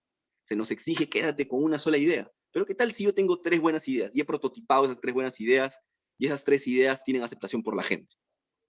Tengo que modelar, ¿no? Diseñar un lienzo Canvas para cada idea y luego veo si en términos de negocio cuál es más rentable y me quedo con la que es más rentable. Y esa es la ventaja de hacer un lienzo de negocio. Que si es que yo me fuera al plan tradicional de hacer un plan de negocios, yo no tengo tiempo como para poder idear 3 ideas, ¿no? Hacer 3 planes para 3 ideas distintas, porque un plan de negocios es extenso. Precisamente esa agilidad, por eso se le llaman metodologías ágiles, esa agilidad que te propone el plan de negocio es lo que a nosotros nos va a ayudar a probar, incluso si es que no estamos muy convencidos de que una sola idea pueda tener éxito y creemos que más de una idea puede tener éxito, nos ayuda a probar 2 o 3 en paralelo, porque no requiere tanto tiempo. Y de hecho, así es como funcionan las empresas en realidad, ¿no? No es que se quedan con una sola idea, como probablemente se les dice para términos pedagógicos, ¿no? Quédense con una idea, hagan que sus chicos se queden con una idea. Yo entiendo esta necesidad pedagógica de no hacer este proceso tan extenso, ¿sí? Pero no se olviden de decirles a los muchachos, cuando les enseñen, que en realidad uno puede quedarse con 2 ideas en la fase de hacer el design thinking, o con 3 ideas, ¿no? Y que puede validarlas todas, ¿no? En modelos de negocio distintos, en lienzos de negocio distintos. ¿Por qué el lienzo de negocio distintos? ¿Por qué no en un solo lienzo, me dirán, Dante? ¿No? Porque si yo hago, por ejemplo, un juego de mesa, ¿no? Como era una idea que había propuesto nuestro querido Martín, toda la forma de distribución, de problemas que trato de solucionar, de cómo voy a recibir dinero, todo eso va a ser distinto a si yo hago un curso de autoaprendizaje en línea, ¿no? Va a ser totalmente distinto. Entonces, por cada idea, por cada propuesta de valor que tenga, yo tengo que generar un lienzo de negocios totalmente distinto, enfocado en vender esa idea, ¿no? Bien, entonces esta propuesta, esta solución se integra con la idea o las ideas que tenemos derivadas del design thinking. La propuesta de valor única, ¿no? Porque, ojo, la solución en el lienzo, fíjense, ahora vamos a recordar, la solución, ¿dónde está? ¿Ya? Y la propuesta de valor única está al centro, la solución está a la izquierda. No es lo mismo. La solución son 3 características del producto o del servicio que nos van a ayudar luego a generar mi propuesta de valor única. Entonces, tanto la solución como la propuesta de valor única están relacionadas con la fase de idear. De hecho, la propuesta de valor única también está relacionada con la fase de prototipar, ¿no? Pero más con idear, porque yo puedo hacer mi modelo de negocio sin tener el prototipo, pero no puedo validar mi modelo de negocio sin tener el prototipo. Entonces, por eso no avancé la fase de prototipar y probar, porque eso va a ser, lo vamos a hacer cuando validemos el modelo de negocios, ¿no? Entonces, esta propuesta de valor única es el bloque que responde qué hacemos, ¿no? ¿Por qué nuestra solución es especial, es innovadora? ¿Cómo resolvemos el problema del usuario? Esa es la propuesta de valor. En los canales, vamos a responder cómo vamos a llegar a nuestros clientes. ¿Ya? ¿A través de qué? No solamente la forma en cómo vamos a llegar a vender, ¿no? No puede decir canal, voy a hacer delivery. No solo eso. Ese es un canal ya, pero para ofrecer un producto, para vender el producto, hacer llegar el producto al cliente. Pero canales también son los puntos de contacto. Esa es una palabra clave. Alguna vez van a escuchar esto en alguna ponencia o van a escucharla o van a leerla en algún libro. Cuando se refieren a puntos de contacto, ¿ya? Hacemos alusión a todas las maneras de que el cliente se acerca a la marca. Pensemos en una compañía telefónica, ¿ya? Voy a hacer cherry a Entel, porque me ha duplicado los megas ese mes, a pesar de que me hace sufrir. Pero, por ejemplo, si pensamos en los puntos de contacto de Entel, ¿ya? Eh, ¿Cómo Entel llega a las personas? Veo un anuncio de televisión, entonces uno de sus canales es publicidad en televisión, ¿no? Televisión, un canal, televisión. Escucho en la radio, otro canal es radio. Me salen sus avisos, ¿no? En, en, el, en las redes sociales, acá, ¿ya? Pero otro canal, ojo que canal no solo es donde publicito, canal es donde contacto con el cliente. Otro canal es su línea de teléfono, ¿no? Tiene un 0800 no sé cuánto, eso es un canal. Otro canal es el correo electrónico, porque yo también puedo enviar, ¿no? Servicios, @entel, no sé qué. Otro canal son sus tiendas físicas, ¿no? Porque puedo acercarme a una tienda y pedir, oye, necesito un producto de Entel, o quiero consultar un producto de Entel. Entonces, no confundamos canales con medios en donde se publicita. No, canal es todo punto de contacto, es decir, todo medio en el que se interacciona con el cliente, ya sea para publicidad, ya sea para concretar una venta, ya sea para una venta específico, ¿no? Todo. ¿Bien? Entonces, por eso esto está íntimamente vinculado con las ideas que yo he generado, ¿no? También con los prototipos, pero sobre todo con las ideas que he generado. Porque el prototipo finalmente es plasmar la idea, ¿no? Y luego desarrollo el flujo de ingresos. Y en el flujo de ingresos tengo que responderme una pregunta fundamental. ¿Cómo vamos a obtener ingresos? Cuando nosotros vemos finanzas, el concepto de flujo de ingreso, ustedes saben que es una estimación de los ingresos que se van a tener en unos meses, ¿no? Eso es el flujo de ingreso para finanzas. Pero aquí no pongo números. Aquí me pregunto, ¿cómo voy a obtener ingresos? Por ejemplo, si Martín escoge, ¿no?, que la forma de obtener ingresos es a través de la venta de un curso MOOC, ¿no?, de un curso de autoaprendizaje, ¿cómo va a ser? ¿Pago único? ¿Mensualidad? ¿Con asistencia? ¿Cobro adicional por la asistencia? ¿Un cobro adicional por ir a tu casa? ¿Bien? Entonces, tiene que pensar en de qué manera va a obtener ingresos. Y puede dividirlo en 2 categorías, ¿eh? Ingresos únicos, de único pago, e ingresos recurrentes, como mensualidades por tales servicios, ¿no? Entonces, aquí no tienes que poner mi aproximación de estimación de la demanda, son 1000 soles al mes, este es mi flujo. No. no podemos hacer eso. ¿Sí? Acá lo que tenemos que hacer es específicamente centrarnos en preguntarnos de qué manera voy a recibir ingresos. Me están diciendo que están teniendo problemas con las diapositivas. También tiene problemas para microempresarios, miren, claro.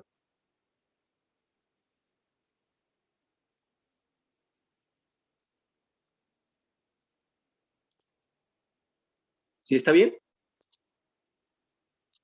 Ya, está bien, perfecto. Gracias. Entonces, esos son los flujos de ingresos. Y en la estructura de costos, acá también la gente se equivoca, ¿no? Pone, voy a necesitar tanto dinero, tanta inversión, tanto dinero. He visto que algunos ponen incluso una estimación del dinero que van a requerir. No está mal, ¿ya? No, no es que el modelo de negocio que te dice pon esto, no pongas eso, pero no es la esencia de la estructura de costos. En la estructura de costos, ¿ya? Yo tengo que determinar cuáles son los tipos de costos, así como en, en la, en la diapositiva pasada, en esta, veíamos de qué manera voy a obtener ingresos. Aquí tenemos que responder a la pregunta de qué manera voy a gastar. Y puedo dividirlo, ¿no? ¿Cuáles son mis costos iniciales? Y describir, ¿no? Por ejemplo, si Martín pone esa plataforma MOOC de aprendizaje, un costo inicial va a ser que comprar un hosting, ¿no? Un dominio de su página web. Va a tener que crear una página web, ¿no? Puede mandar a tercerizar de servicios, si él sabe hacerla, lo hace por su cuenta, ¿no? Pero va a tener que incurrir en costos para lanzar, ¿no? Costos fijos, costos que mensualmente siempre voy a pagar. Por ejemplo, supongamos que Martín se saca una línea telefónica, ¿ya? Solamente para su negocio, no quiere que le llamen al celular personal, y siempre paga 50 soles al mes. Entonces, ese es un costo fijo. Él va a tener siempre, venda o no, él va a tener ese costo, ¿no? Y costo variable es el costo que aumenta o disminuye de acuerdo a la cantidad de ventas. Entonces, el costo variable cuando se vende 0 unidades de un producto es 0. Y el costo variable aumenta conforme yo vendo, ¿no? Así diferencias el costo variable del costo fijo y los costos de inicio.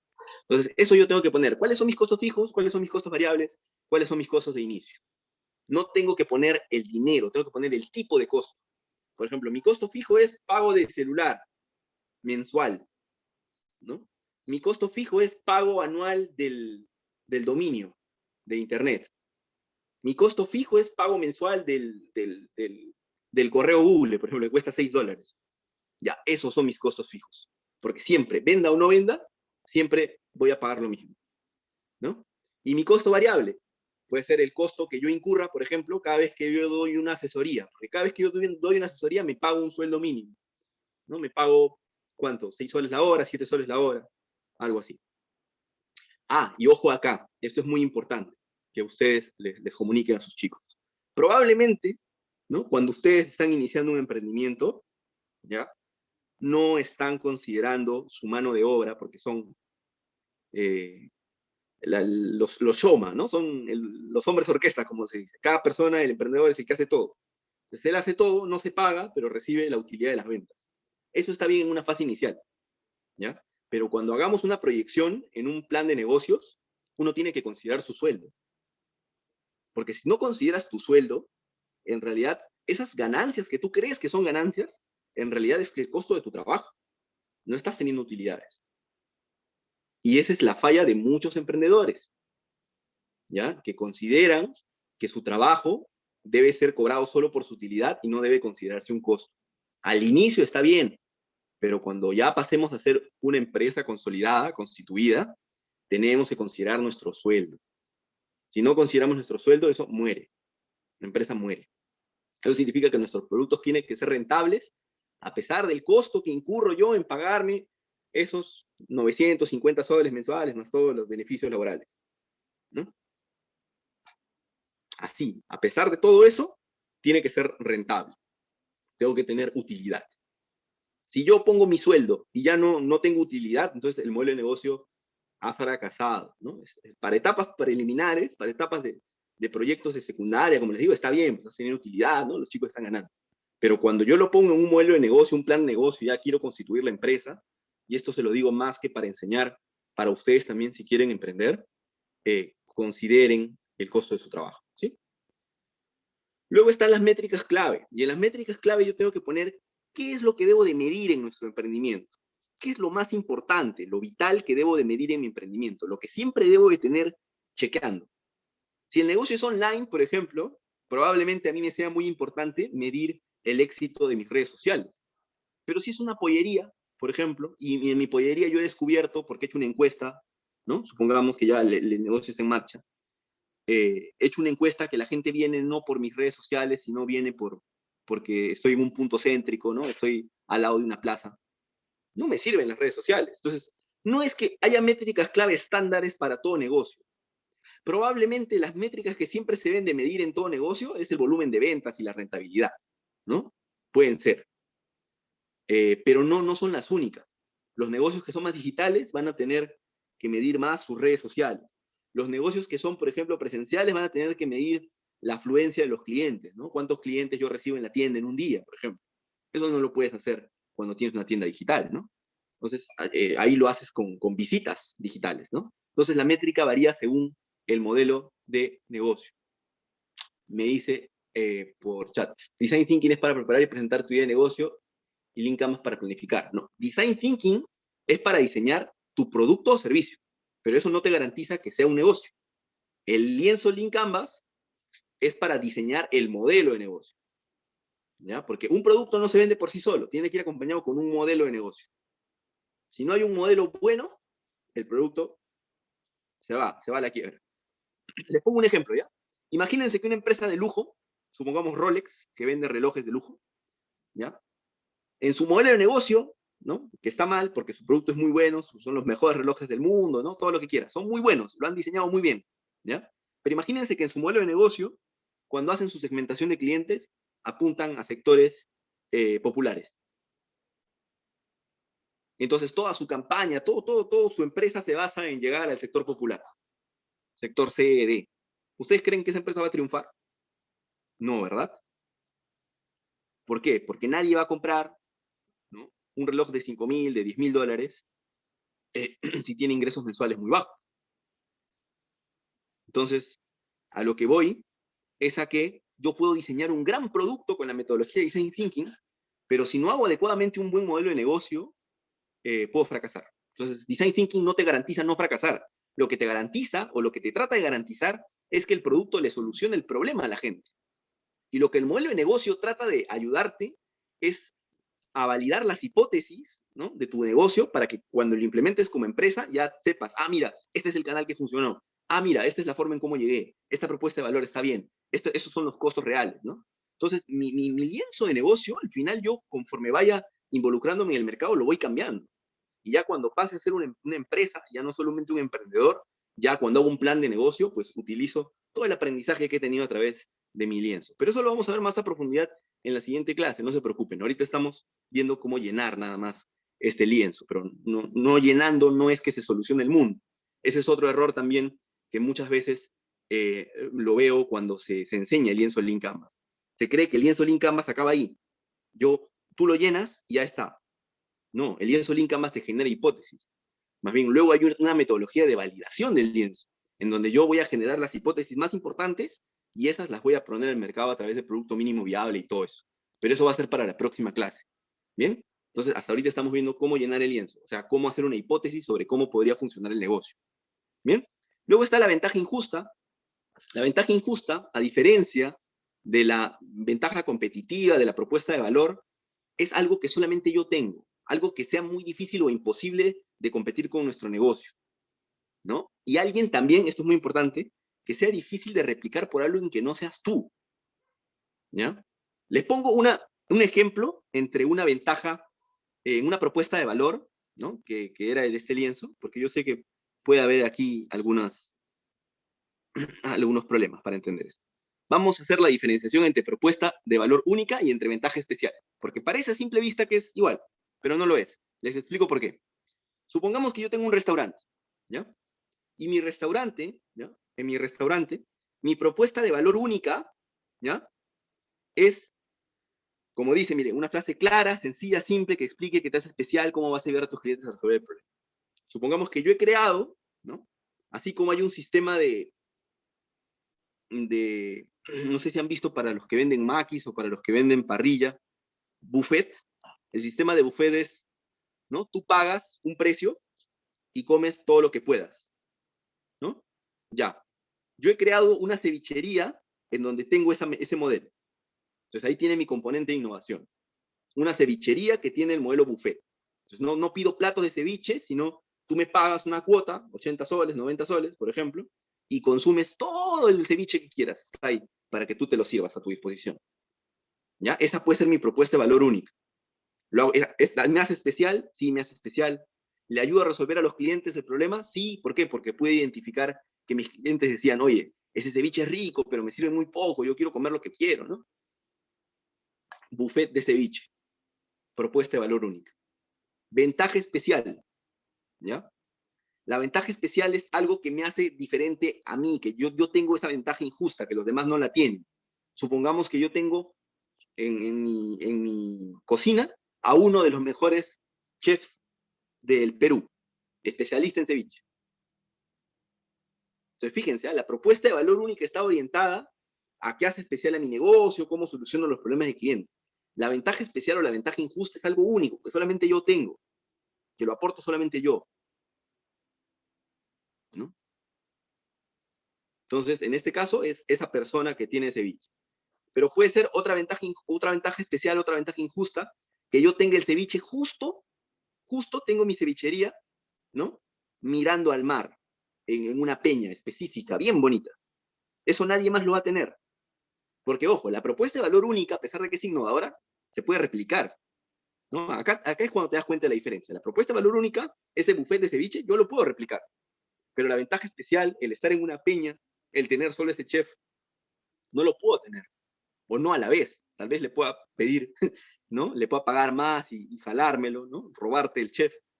Eh, pero no es que lo pueda tener a la vez, no lo puedo replicar. Entonces, hay negocios que no tienen ventajas injustas. Y esto es algo que tampoco se dice cuando construyes tu modelo de negocio, que no tienen ventajas especiales o también ventajas injustas. Entonces, cuando no encuentras algo que solamente tú tienes, lo dejas en blanco, no hay ningún problema. No tienes por qué llenar esa parte, ¿sí? Pero si la encuentras, genial. Y más bien lo ideal es que lo encuentres, ¿no? Porque eso le da más poder de innovación a tu idea, ¿sí? Entonces, esta ventaja injusta, ¿cómo se integra? Se integra pues con el FODA, ¿no? Recuerdan que habíamos hecho fortalezas, debilidades, oportunidades y amenazas. De ahí yo saco mi ventaja injusta. Y también con la fase de idear, ¿no? Que era la fase de cuando yo estaba desarrollando la propuesta de valor, ¿no? Bien, entonces, el tiempo ha sido exacto. Yo ya sabía que no íbamos a llegar para ver el ejemplo y explicarle con tiempo, ¿no? Pero sí les voy a mostrar qué vamos a hacer la próxima semana. Vamos a ver cómo validamos el Lean Canvas. Entonces, cuando aprendamos a validar el lienzo Lean Canvas, les voy a mostrar cómo ha quedado nuestro lienzo. Hasta aquí hemos hablado nada más de los componentes. La próxima clase les voy a mostrar cómo queda. Voy a explicarle. Y les voy a explicar cómo validar ese lienzo. Y al validar ese lienzo, esa parte va a estar relacionada con los últimos dos, eh, procesos del Design Thinking, que era prototipar y probar. Por eso es que cuando hablábamos de Martín, para que los que recién nos acompañan, y no se sorprendan cuando lo vean en la grabación de la clase, cuando hablábamos de Martín nos quedamos solamente acá, no hicimos prototipar ni probar, ¿no? Porque quiero que se entienda todo, que cuando hablemos de la validación del lienzo Lean Canvas, lo hagamos eh, con eso. Pero fíjense, esto nos da una idea importante, que yo puedo terminar mi lienzo Lean Canvas terminando las 3 primeras partes del Design Thinking, ¿no es cierto? Pero que no puedo validar mi lienzo si no termino las últimas 2 partes del Design Thinking. Ahora, ojo con esto, no es que la validación del lienzo Canvas necesariamente sea solo la validación del diseño, no, sino que cuando yo valido mi modelo de negocio, también tengo que validar. Uno de los componentes que valido es el diseño, ¿no? La propuesta de valor, la ventaja injusta, pero no es lo único que valido. Porque fíjense, miren, cuando yo decía métricas clave, aquí no lo he asociado con ningún paso del Design Thinking. Cuando decía estructura de costos, no lo he asociado con ningún paso del Design Thinking. Flujo de ingreso tampoco. Es porque esas ideas son propias del modelo de negocio. No están, como les decía, el Design Thinking no tiene un componente económico, ¿ya? Entonces, como no tiene un componente económico, cuando yo valide mi modelo de negocio, voy a validar el diseño con la validación del design thinking y el modelo, que son estas características importantes. ¿Sí? Entonces vamos a ver el canvas terminado de Martín, vamos a explicar la estrategia Ocean Blue, que está quedando, que no se puede explicar esta clase, y vamos a ver la clase de la semana. La clase de la semana era prototipar, ¿no? En la próxima clase íbamos a ver prototipos, entonces justo nos da el tema de prototipado ahí y calza perfecto para verlo. Bien, estimados, esto ha sido todo por ahora. Yo no quiero quitarles más tiempo del que ustedes ya me han dedicado este sábado. Espero que tengan un excelente día, un buen fin de semana. Y, queridos maestros, nos vemos la próxima semana. Cualquier duda o consulta, ya saben que pueden realizarla a través del correo, ¿no? impulso@didáctica.org. Y si por ahí se olvidan de algo, maestros queridos, revisen el video, revisen las diapositivas que se las vamos a pasar, consulten, ¿no? Con total confianza. Estén en la modalidad solidaria o no estén en la modalidad solidaria, si tienen una idea, genuinamente estamos ahí para apoyarles. Ahora, tengamos en cuenta que somos un montón y a veces nos retrasamos por tratar de ayudar a todos, pero siempre y cuando en la medida de lo posible vamos a tratar de hacerlo, ¿sí? Entonces téngannos paciencia también ahí cuando nos demoramos en algunas cositas, porque tenemos que atender a un montón de maestros. Cuídense, hasta la próxima. Claro que sí, hoy día se les va a enviar la evaluación 5 y 6 más bien, ¿no? La 5 y la 6, porque la 5 era la que tenían problemas. Cuídense, hasta luego.